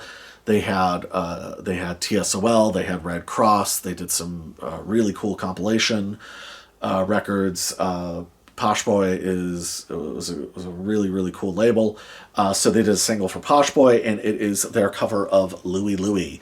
And again, the sort of, as much as Black Flag fucked around with the form, they were just a great rock and roll band. I mean, they were just really goddamn good at being a rock and roll band. It moves and grooves and has soul and spirit and heart and humor and pain and passion and sadness and elation and everything that rock and roll is supposed to have. And their cover of Louie Louie is amazing. And Dez rewrote the lyrics. The lyrics are hilarious. They're really smart ass, kind of smart ass nihilism. They're great lyrics. And Greg lets loose with a solo that is truly something to behold. It is a solo from outer space, and the solos only get more from outer space as time goes by. And then there is, of course, Damaged 1. This would get recorded later for the Damaged album. This is Dez's version. It's awesome. It's really, really great. not much more to say than that. It's Damaged is sort of their token slow song in the tradition of the Germs. Shut Down or Fears getting the brush. They would slow it down, and that was kind of a thing of its time. But little did anyone know that Black Flag, that's foreshadowing future directions. But Dez does an amazing job on it. The band sounds great, but it's a precursor to what happens with Henry, more than anything else. Is it just me, or is this day really dragging? It's the damnedest thing. So the Dez section of Everything Went Black is by far the longest. Begins with a new version of Jealous Again, which has an awesome piano introduction. I don't know who's playing that, but it's absolutely fantastic and really, really cool and very demented. It's a little like a more focused version of the Rolling Stones' Flight 505. It's awesome. It's really, really beautiful. I don't think it's as good as Keith, or I'm sorry, as Ron's version, but it's still really good. The band is super tight, and yeah, it's fantastic. But I would definitely give vocally I would give the edge to Ron on that. Then we have Police Story. And Police Story, this version smokes both Keith and Ron's version, band-wise, but also Dez's vocals are perfect for this. And whereas you have I think Keith kind of does a spoken "Can't Fight City Hall," and then Ron's "Can't Fight City Hall." This is. Does he say "fuck City Hall"? And then later, I believe, throws in "fuck the cops." So that is. I think his Police Story is amazing and perfect, and one of their best recordings. Then there is a much sped up version, not much, but a faster version of Damaged One that's about half the length of what's on the Posh Boy single. It's good, it's cool. I like the sped up tempo, but what's on the single is far better. Then there is an alternate of Louie Louie, and the alternate of Louie Louie is as good as the single. Again, it's another solo from outer space. It's fucking awesome. I mean, it's just it could have been this one or that one, And then we get into the side 3, the Dez Continuum, and the Dez Continuum is in some ways the most interesting part of this release, because this is these are the songs that another new batch of songs that would wind up largely their definitive versions being on Damaged and sung by Henry. However, it is these are pretty revelatory. First of all, you have No More. Dez's No More is one of the great Black Flag songs of all time. We'll be talking about it more when we get to Damaged. We'll be talking about all these songs more when we get to Damaged. But it's one of the great songs of all time. Only knock on this one is it has this era of Robo's drum tone is a little odd. He had the plexiglass, or I guess it was plexiglass, the see-through drum kit, and it sounds here very, I dare say, Octopad-y, and it's not the best sounding. He plays amazingly, but you kind of hear that it's slightly wonky sounding even on the Six Pack single.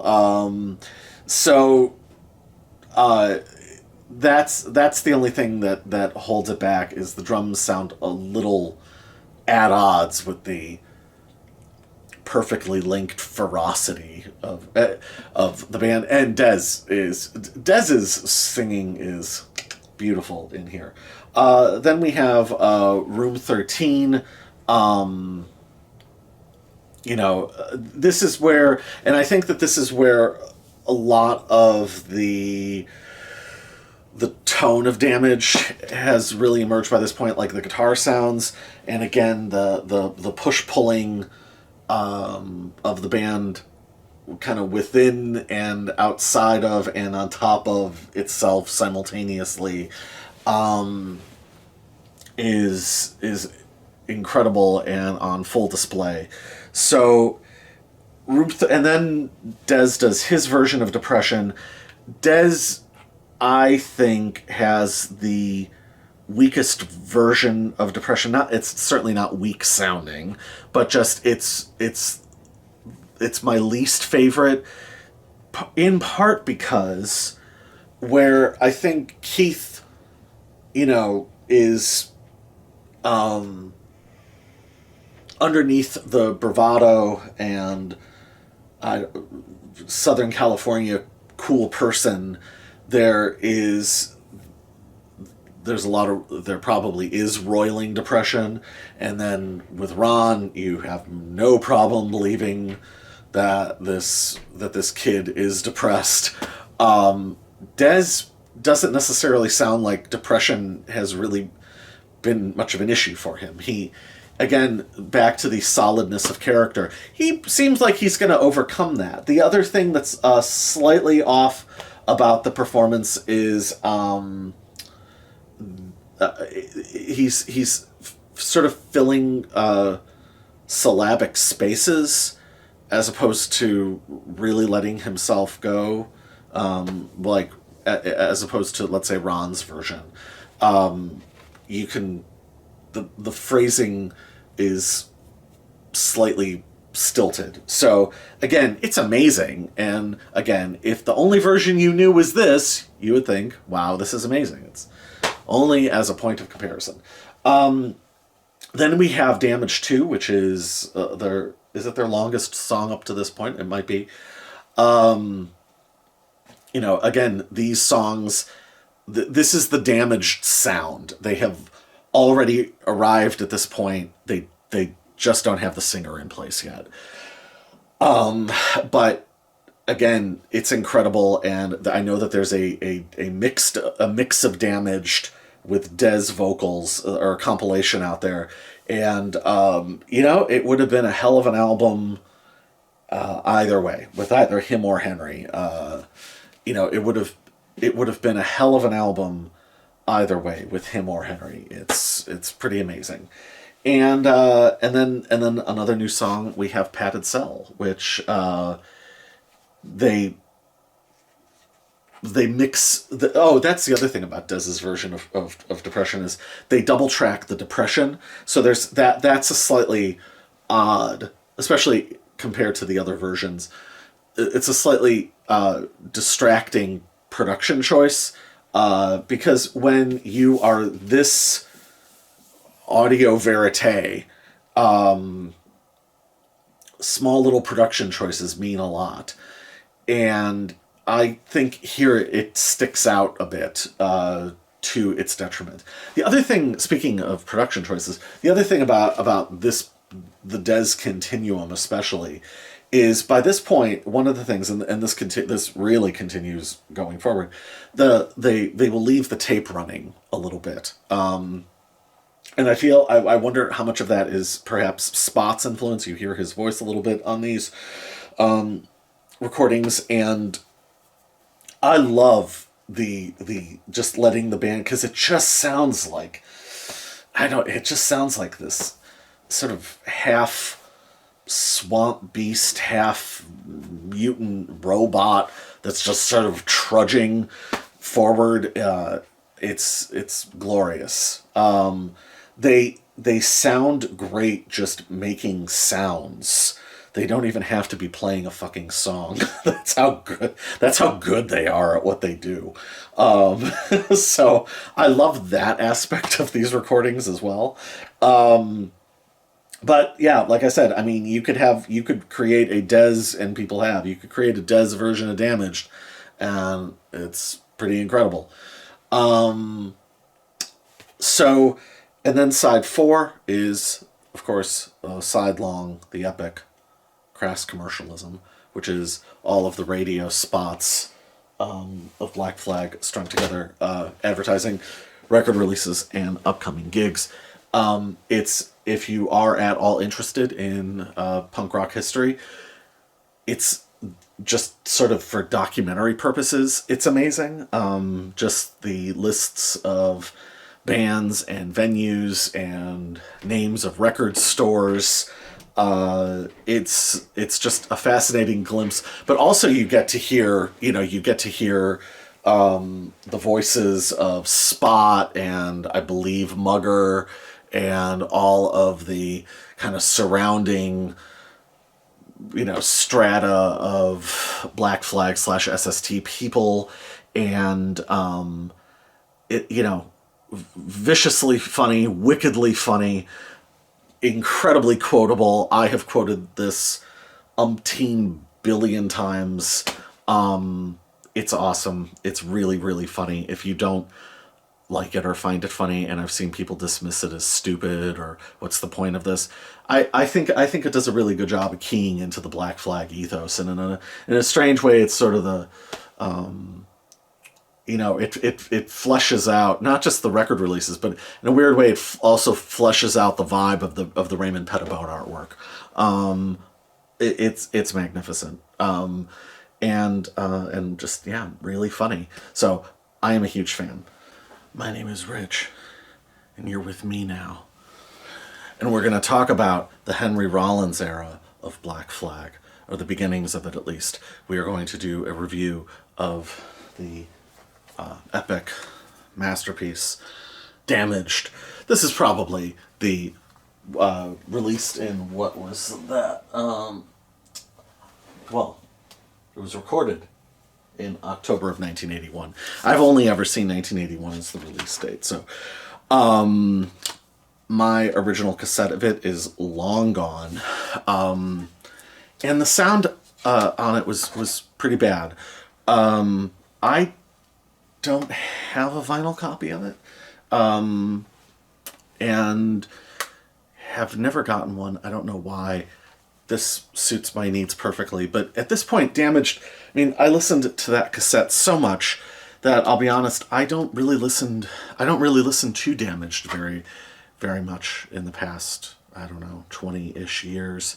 That is, when you hear it at 14, and you listen to it, whatever, 200 times in a 2-year period, it's just sort of part of your DNA.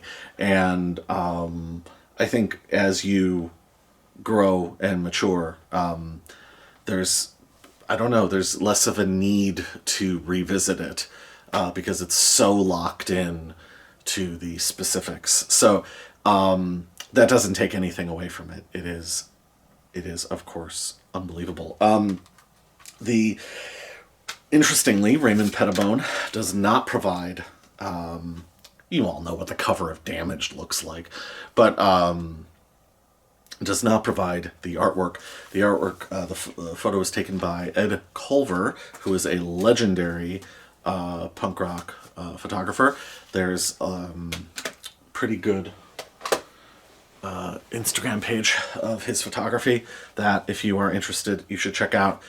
He photographed a lot of bands, and his work is well worth looking at. So the notable thing about this is Dez did not leave the band. Dez became the second guitar player. So this is a 5-man lineup, and I've already mentioned that during the Dez section of Everything Went Black, that the sound of Damaged has largely formed by that point. But the way it was recorded, and what was the name of the studio? Oh, okay, Unicorn Studios. Okay, Unicorn Records. So, especially with the sound in that studio, Greg's guitar sound at that point, Chuck's bass sound, Robo's drums, which they really get right here, and but that combination then of Dez and Greg, the it's the final sort of brush stroke, and the effect of listening to this album, and I don't know if this is going to sound crazy or not, but and it took me a while, and I was talking about this hours ago. Um, you know, I had to learn how to hear this music. I had to I had to adjust my ears, and I remember way before when I only years before when I only owned like four albums. I had Aerosmith and Rolling Stones albums, and I had two Rolling Stones albums, and I was the very beginnings of listening my own kind of listening to music. And there was this kid that was into Metallica, and I hadn't really gotten into Metallica yet, and he was trying to talk me into listening to them. And I mean, this is when I was like 11 or 12. And I said, well, I don't know. It just sounds sort of like shouting. And I remember he like stared at me. He's like, your ears have to learn how to hear it. And I remember in the moment I was like, yeah. I'll stick with Mick Jagger. Thank you very much. But he was right. I had to learn how to hear Metallica. I had to learn how to hear Van Halen's Women and Children first. That was probably the first music I ever actually had to learn how to hear. So for me, there's a straight line from that moment to hearing Damaged, and the effect of listening to this album and hearing all the alternate versions really helped. Because by the time you get to Damaged, like Black Flag is already like not, to my mind at least, they're already not a straightforward hardcore band. Like they've already kind of gone through all these sub phases, and they've mutated and changed and gotten more and more compressed and more of a single-minded playing unit. But what they've done with the arrangements and as a playing unit, with all of the sort of breaks in the rhythm, and Greg sort of temporarily throwing the band off course to interject something with the guitar, and now with the addition of Dez's guitar, this is where it is for most people the most like one of the most emblematic hardcore albums. To me, as the years have gone by, to me it's almost psychedelic, in that it sounds like between everybody playing and what they had trained themselves and molded themselves and contorted themselves into, the sound of this album, to me, it's almost as if the album is playing simultaneously both backwards and forwards. It is like a psychedelic overlay effect, or like one gigantic long film dissolve, and it's just these two layers just grinding against each other, and it's sort of this audio mirage that that can only be produced by people playing this kind of music at its fucking highest level. The only other bands, and no disrespect to anybody, and I love a lot of this music very, very deeply, but the only other band to me at this level, from this era, are the Bad Brains, and I'm talking at a musical level. But the Bad Brains were different because the Bad Brains were so much about urgency and precision, and Black Flag uses that to go off in a completely different direction. Here's a weird comparison. If the Bad Brains are like Stephen Stills Black Flag is like Neil Young. They're both really, really technically gifted and both able to play at a really high level, but Steven Stills goes off into being even more technical and more precise, and Neil uses all of that skill to throw it out into fucking oblivion and see where it lands. And that is what Black Flag achieves on this album. It's fucking monumental. I mean, these are extremely creative people playing at the height of their abilities. We will get into the song by song. I'm going to be checking because I always forget who wrote what. Greg writes the majority of it, but I will be consulting my notes. So just bear with me, please, as I do this. So at any rate, we are going to get into and Spot produced this. It's the song of Spot. Again, I mean, you have these fucking geniuses. You have such a confluence of talent, and they're all working towards this sort of the same thing. It is absolutely remarkable what happens when you get that many brilliant people who are that maniacal fucking going for it at the same time. I mean, it's inspiring. It's beautiful. Anyway, so assume it's by Greg. I will note what is not written by Greg. Oh, and Jesus, Henry Rollins is the new lead singer. Come on, Henry Rollins' backstory. Do I need to recount that? He was in SOA. SOA is very underrated. Henry wrote some really good lyrics in SOA. He tends to downplay it as Juvenilia, but they were a fantastic little band, and there's a lot to like about SOA. So you should totally check them out, because if that was all that Henry ever did, and that was on some compilation, you'd think, wow, this is a really goddamn good band. So, by all means, you should check them out. But he came from DC, blah, blah, blah, blah, blah. Dez didn't want to sing anymore. So they bring in Henry Rollins. Henry Rollins has gone on to live many lives in public. I have gone through many phases of fandom with him. At some point in the 2000s, 2010s, somewhere in there, the things that had bugged me about him for a while really all fell away. At this point, it's a love fest. I fucking loved him as a teenager, and I'm basically just back to that. At this point, really, what's not to love? I mean, I've agreed with him, I've disagreed with him, I've thought all sorts of things about him, but that washes away over time, and what you're left with are the records, the times I've seen him. I spoke to him briefly once. Didn't really give him time to reply. I just kind of wanted to say what I wanted to say to him. He was cool about it. I'm really short. He was shorter than me. Really jarring. I've sort of have never gotten over that. He's very small. And I know everybody comments on that, but actually being face to face with him, and I was 17 years old, or maybe I had just turned 18, and I was taller than him.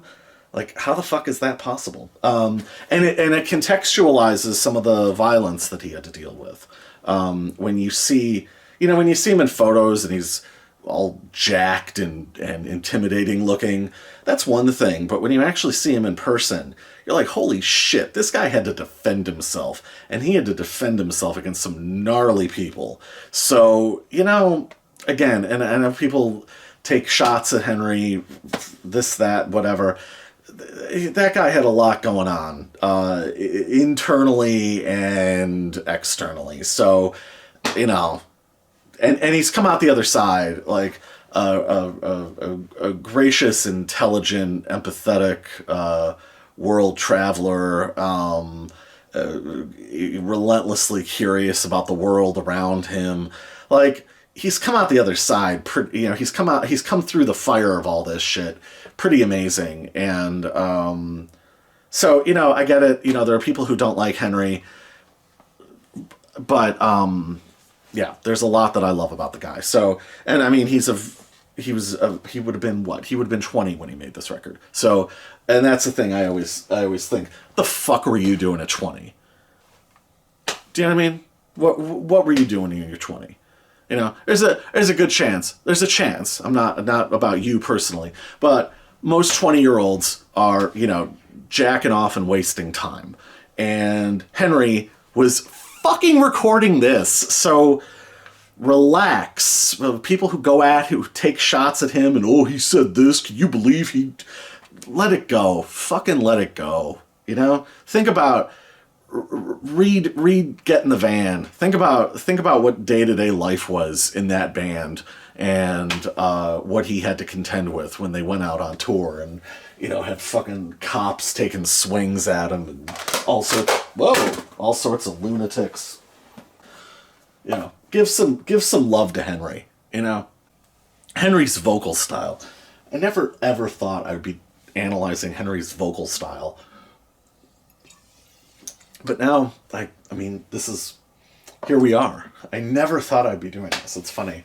Anyway, Henry, it's kind of a hybrid of Ron's angry, fucked up teenager and Dez's more barking, assertive sound.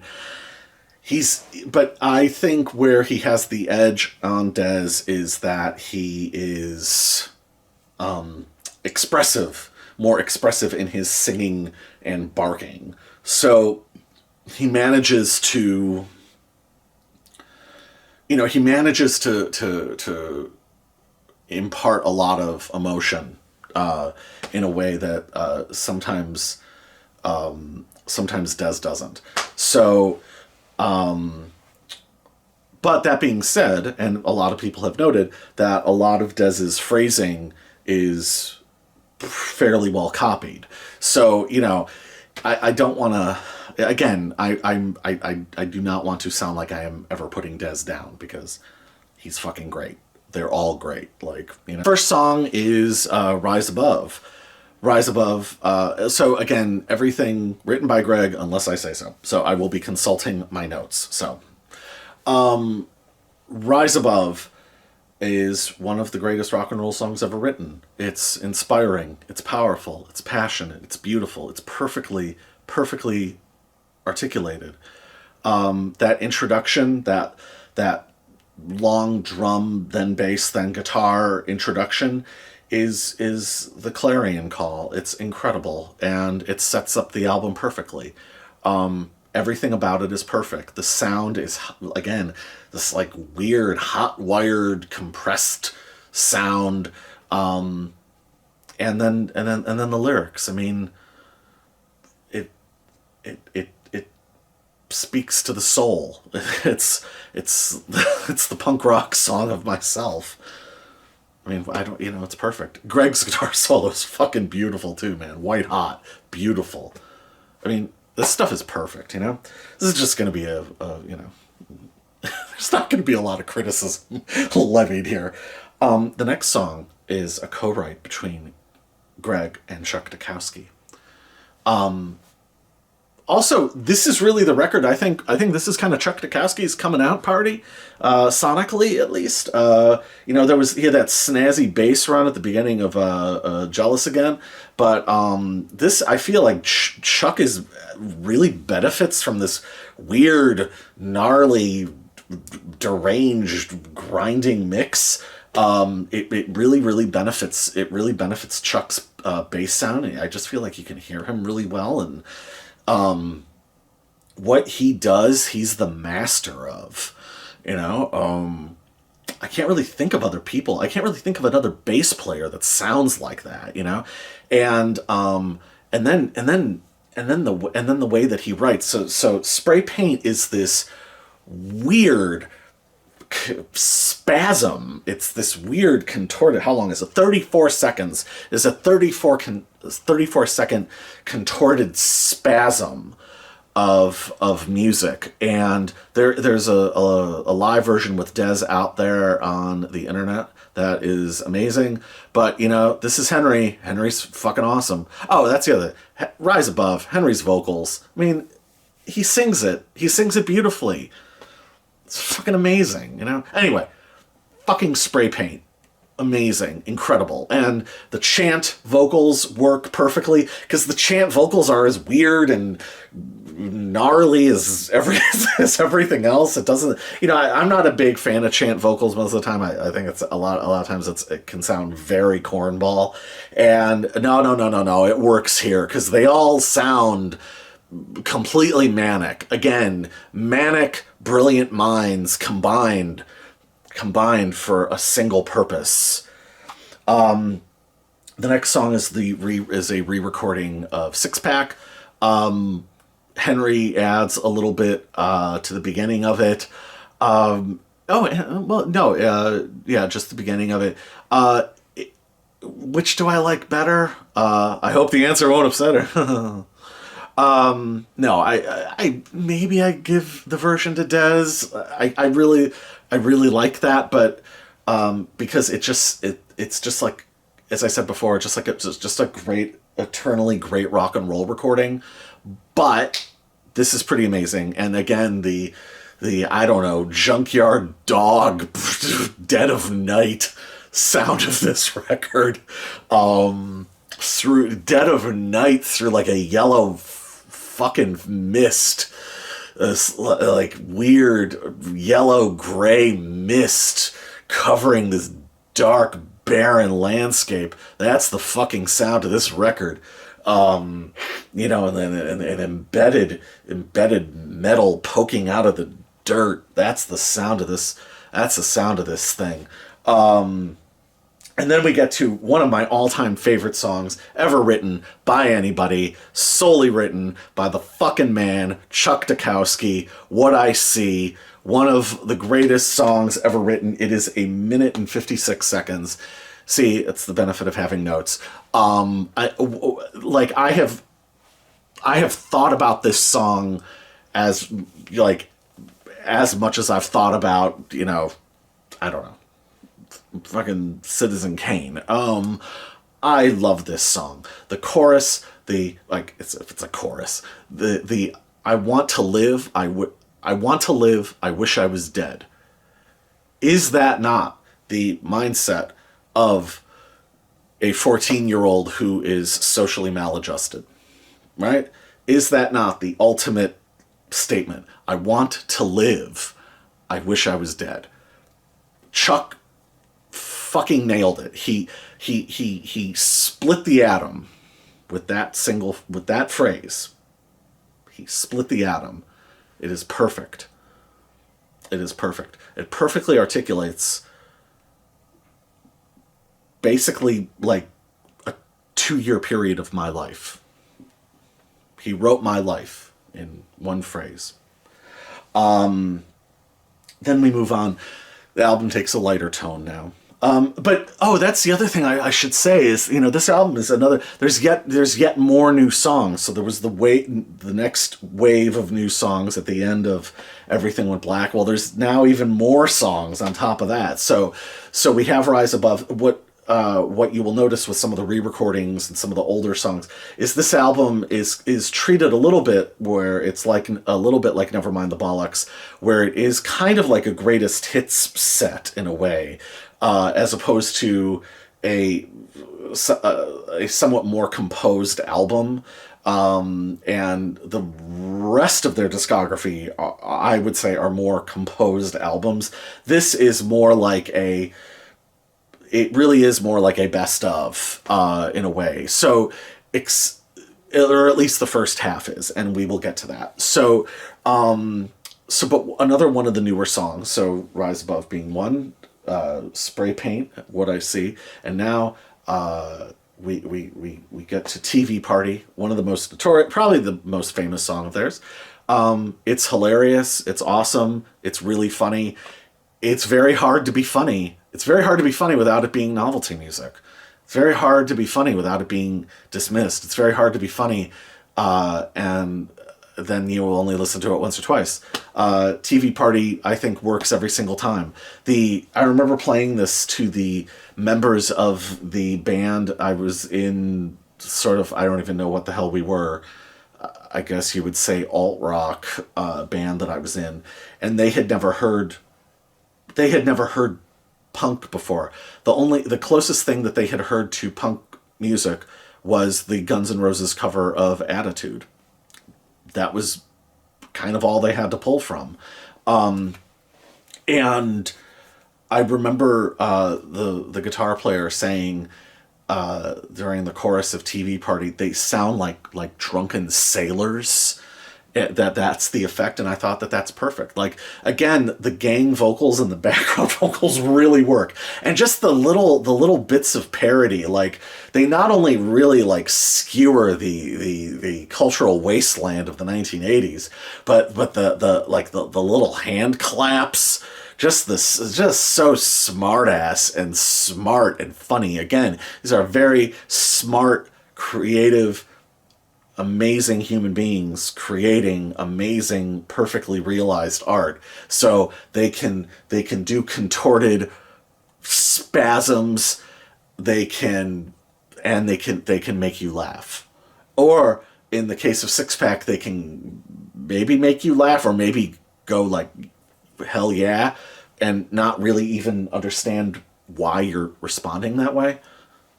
Anyway, then we get to is this the one? It's the song that has nothing to do with Chuck or Greg.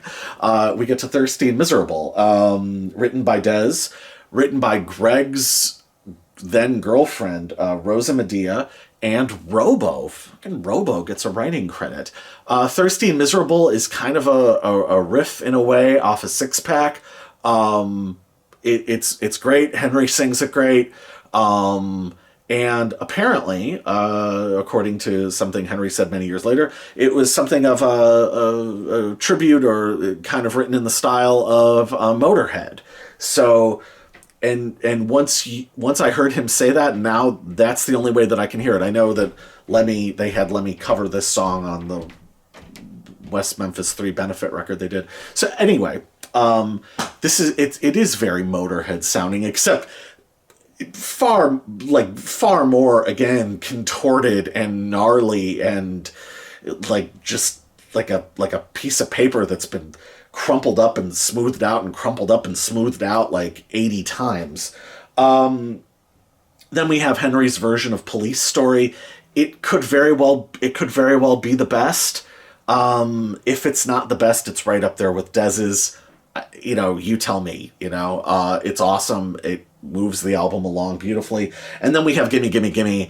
I mean, this was the first version I ever heard. This is the version that I fell in love with. I sort of feel like this is the definitive version, somewhere between this and Keith Morris's version. I mean, Keith Morris brings so much to it, and the slower tempo and relatively cleaner sound. It's a matter of personal preference. But yeah, it's awesome. It closes out side 1. And then we move into side 2. And side 2 is really where this album becomes more of a wholly formed, unified statement. It's mostly newer material, and it coheres into something that I think for a lot of people can become hard to take because of the unceasing intensity of it. It just comes at you and doesn't stop. So there are lighter moments on the first side. There's self-satire. There's parodying the idiocy of mainstream culture, etc. There's some political statements. The second half is just delving, and they're delving into the life of pain, I suppose. There is, and I don't know if it's deliberate or not, but there is very much an established theme of I think of mental illness and dealing with mental illness. It's almost like a suite of dealing with mental illness, except there's not like a clearly expressed narrative. But at any rate, we open up with depression. Is it the best depression? Probably. I mean, it's the version that I heard, and it's the version that moved me, to all get out as a younger man. So, is it the version? Yeah, I suppose so. Henry sings it. He sings it like his life depends on it. The band plays it like their lives depend on it. What else can you say? The lyrics truly are, as I've said about some of the earlier songs, elemental. Talking about this song is like talking about water or rocks. It has always been there.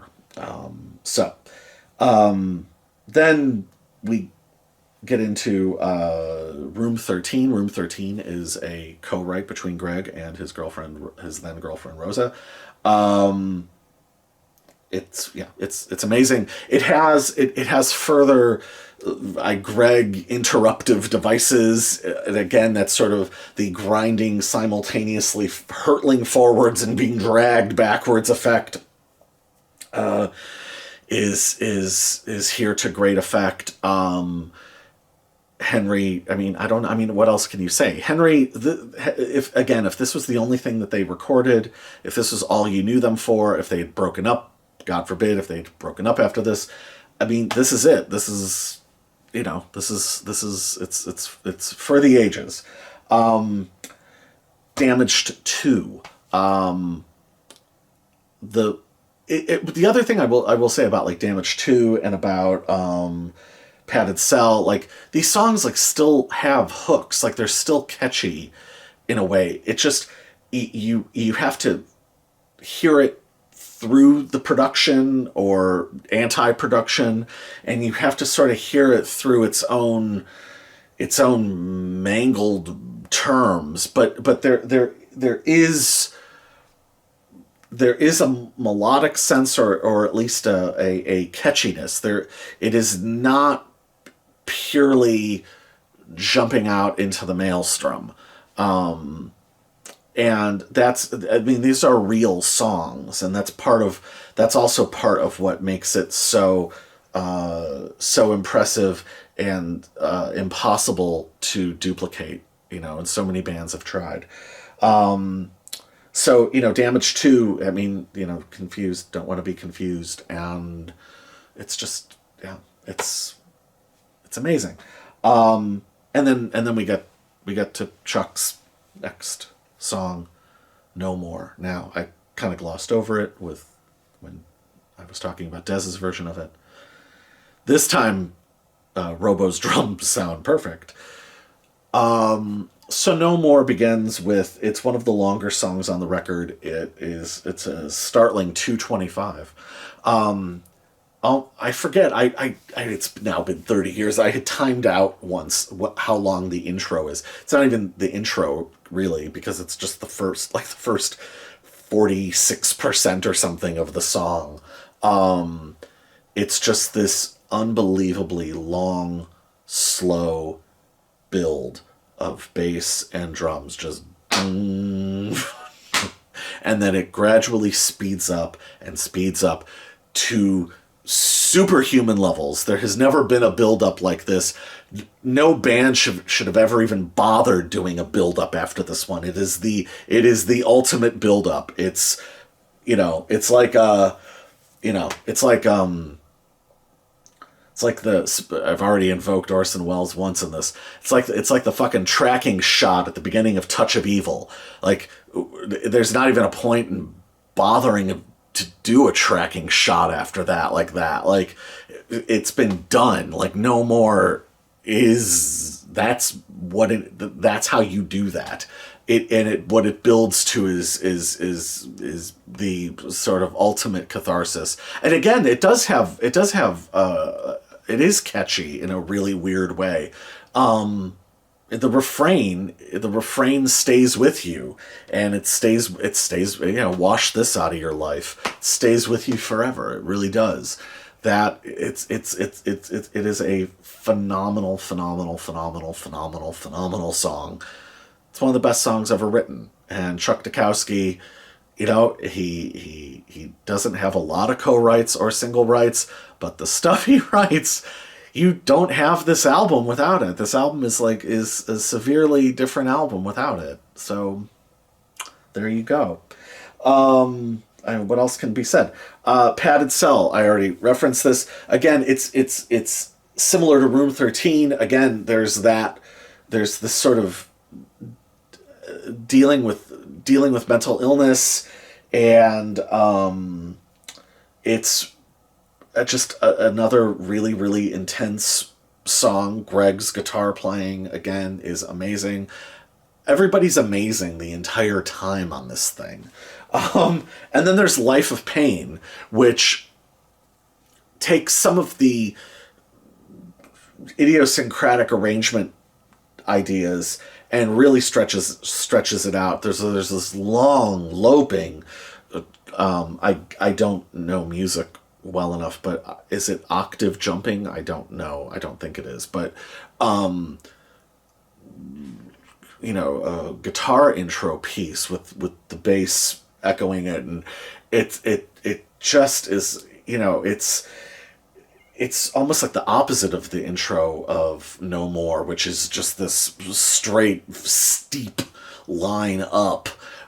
This is just, you're barely able to pull yourself out of the fucking quicksand, and then it does. It leaps to its feet. And it's amazing. And also the other thing is, this song really does have a sense of Padded Cell was a Chuck and Greg co-write, sorry. But anyway, Life of Pain.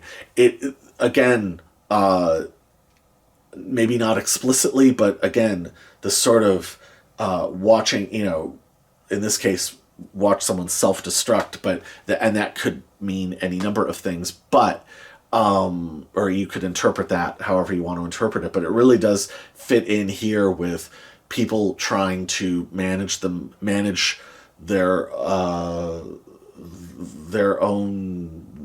the worst in themselves, and trying to figure out how to live to the next day, the next year, out of their circumstances where they live, what's happening in their families, whatever it is, and the sense that where they want to get to is out there. And I mean, the album begins with Rise Above. I mean, it doesn't begin with that for nothing.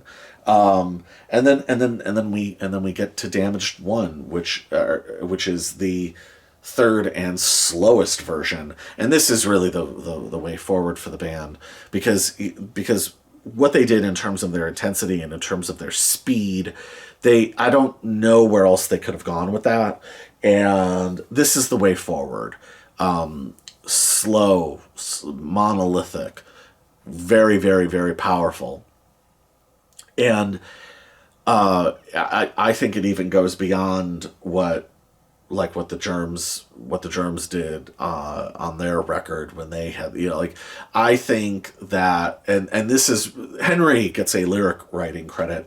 I have to assume that it's improvised. It certainly sounds improvised, and it's amazing. And his voice, it's interesting, like his voice on this record, where it fits in sonically, because you have the guitars, and then you have Chuck's fucking bass, like amazing bass tone, and Henry's voice he's not really singing too much per se, but he almost sounds, given the grit of this record, he almost sounds like a really weirdly mixed saxophone, like a baritone saxophone that's pitched up or something, and it's somehow flying over the top of this.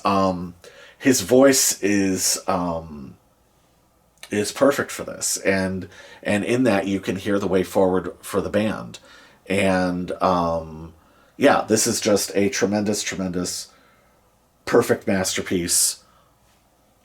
You know, what is not to love on Damaged? There's a reason it has the outsized reputation that it does, and yeah, so I think that's pretty good for talking about this record. So,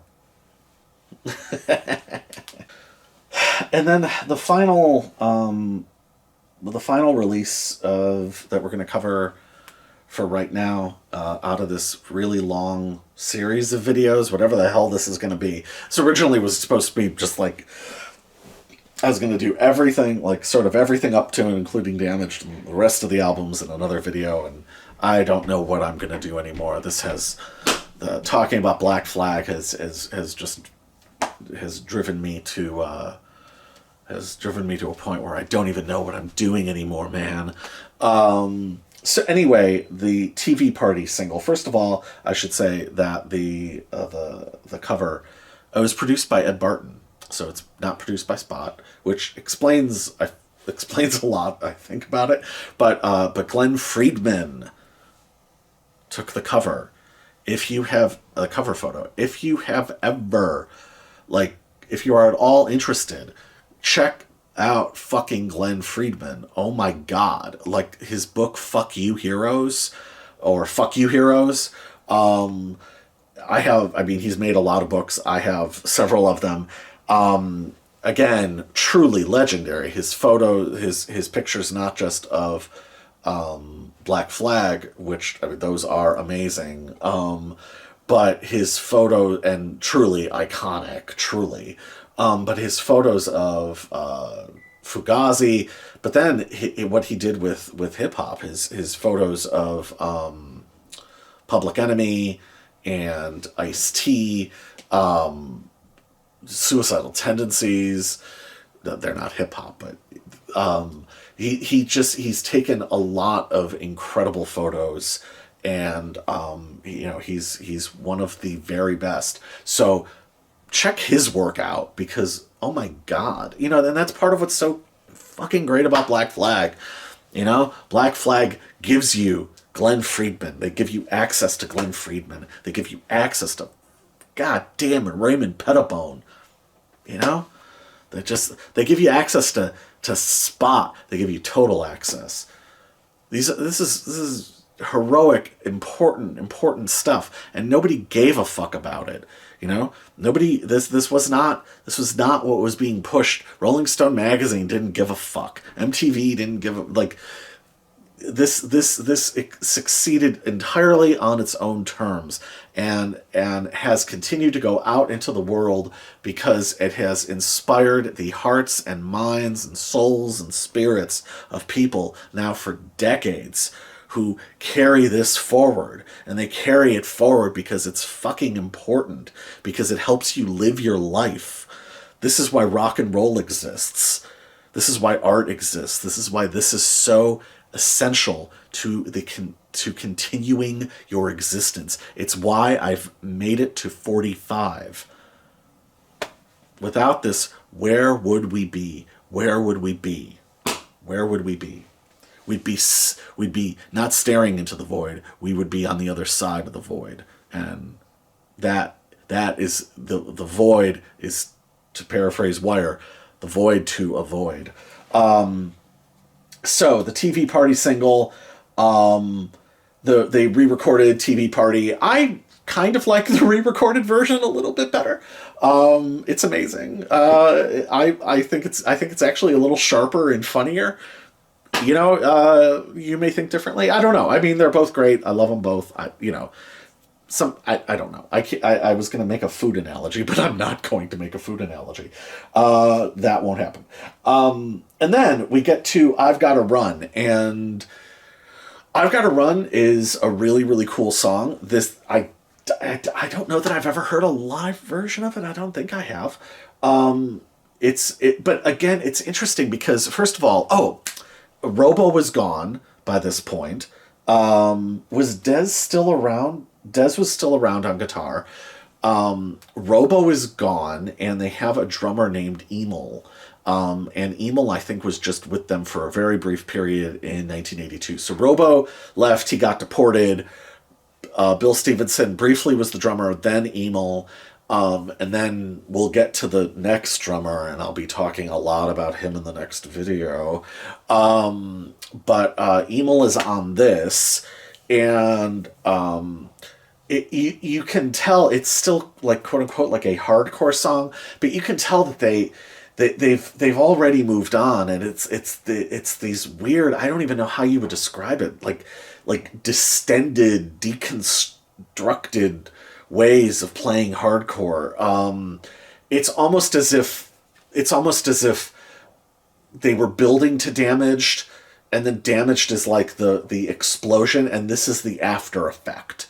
These are the pieces of what came out of the explosion that is Damaged. And they never sound like this again. They never sounded like this before. This is another sub-phase. They never sound like this again. And so that's a reason to really savor this single and enjoy it. Because this is it. This is just this brief little window, and they are never this band again. And then the final sort of song of this era, a re-recording of My Rules. Henry tells a really funny story. Go check out The Art of Punk, the Raymond Pettibone video. It's really, really great. They did one about Winston Smith, who did the Dead Kennedys artwork, or worked with Biafra on the Dead Kennedys artwork. And then there's one about Crass, which is Steve Ignorance, and I think it's really, really, really good. I haven't watched that one in a while, but I have gone back to the Raymond Pettibone episode because it's wonderful. Anyway, Henry tells a really funny story, but when they asked Raymond to draw design a T-shirt for this new recording of My Rules. I won't ruin it. It's really, really funny. And it explains a lot about the humor and the interpersonal dynamics of Black Flag and how their humor works, and how, and I feel like once you sort of get how their humor works, and you sort of, all the other stuff, all of the weird musical decisions and production decisions and artwork decisions, all that stuff kind of starts to make more and more sense. You have to get on their wavelength. They come out at you, but that's where it stops. Once they come out at you, you have to go to them. And that's part of what I love. I love that you have to try to figure this out. You have to figure out, what is it that these people are doing, and why in God's name have they chosen to do this? What would make a person play this intensely, or put these songs on this record, or produce them in this fashion? Almost none of their decisions make sense on a surface level. And that's what's so beautiful and deep and important about them, because yes, you can hear it as angry teenage noisy music, but then you start going down and down and down, and you start figuring things out more, and you start to understand satire, and you start to understand, you can understand minimalist poetry through this. You can understand all sorts of things through this. They can be the vessel that brings you the world. They've already brought you fucking, as I've said, Raymond Pettibone and etc., Glenn Friedman et al., and Culver. Anyway, so My Rules is a weird, distended, sort of, it's a deconstruction of the song as performed by Ron Reyes just, 2 short years before. They've already gone through a couple lifetimes. And I don't know which one I prefer. In some ways, I prefer just the straight up fucking great punk rock, Ron singing My Rules. It's awesome. It's all you need. But then there's this. And this is, again, it's this other side, and it's these very, very deep, artistic, eccentric ideas that they would bring forward to you. But then again, you have to come to it. And with that, I shall close out. I hope that you have enjoyed watching this. I have no idea. It's been a really long day, huh? I can't believe I'm still wearing the same shirt. And what a stupid conceit. Do any of you give a shit that it was recorded, like what day this was recorded on? I don't know why I decided to make that like a thing, but we'll stick to it. Like, whoo, boy, look, it's already nighttime. How crazy is that? I hope that you've enjoyed this epic. If you've watched it, great. People have been watching the Lou Reed video, and I have subscribers, and that's amazing. When I had two, I thought, wow, I've got two fucking people are bothering with this. That's amazing. And now there are more than that. So thank you for watching. Thank you for subscribing. Thank you for commenting. It's amazing. It's lovely. It's lovely that you're out there. You know, it's a beautiful thing. So, you know, and you know, I'm not going to hopefully waste your time, and hopefully not going to insult your intelligence. So, you know, I feel like making the first video about Lou Reed in the mid '80s was kind of an indirect way of saying that already. But yeah. So at any rate, I'm not sure again how I'm going to edit all this together. But yeah, thank you for watching, and we'll see you next time. Bye. Wait, did I just film an outro for her? Oh my god. All right, it's time to turn the goddamn camera off. Later.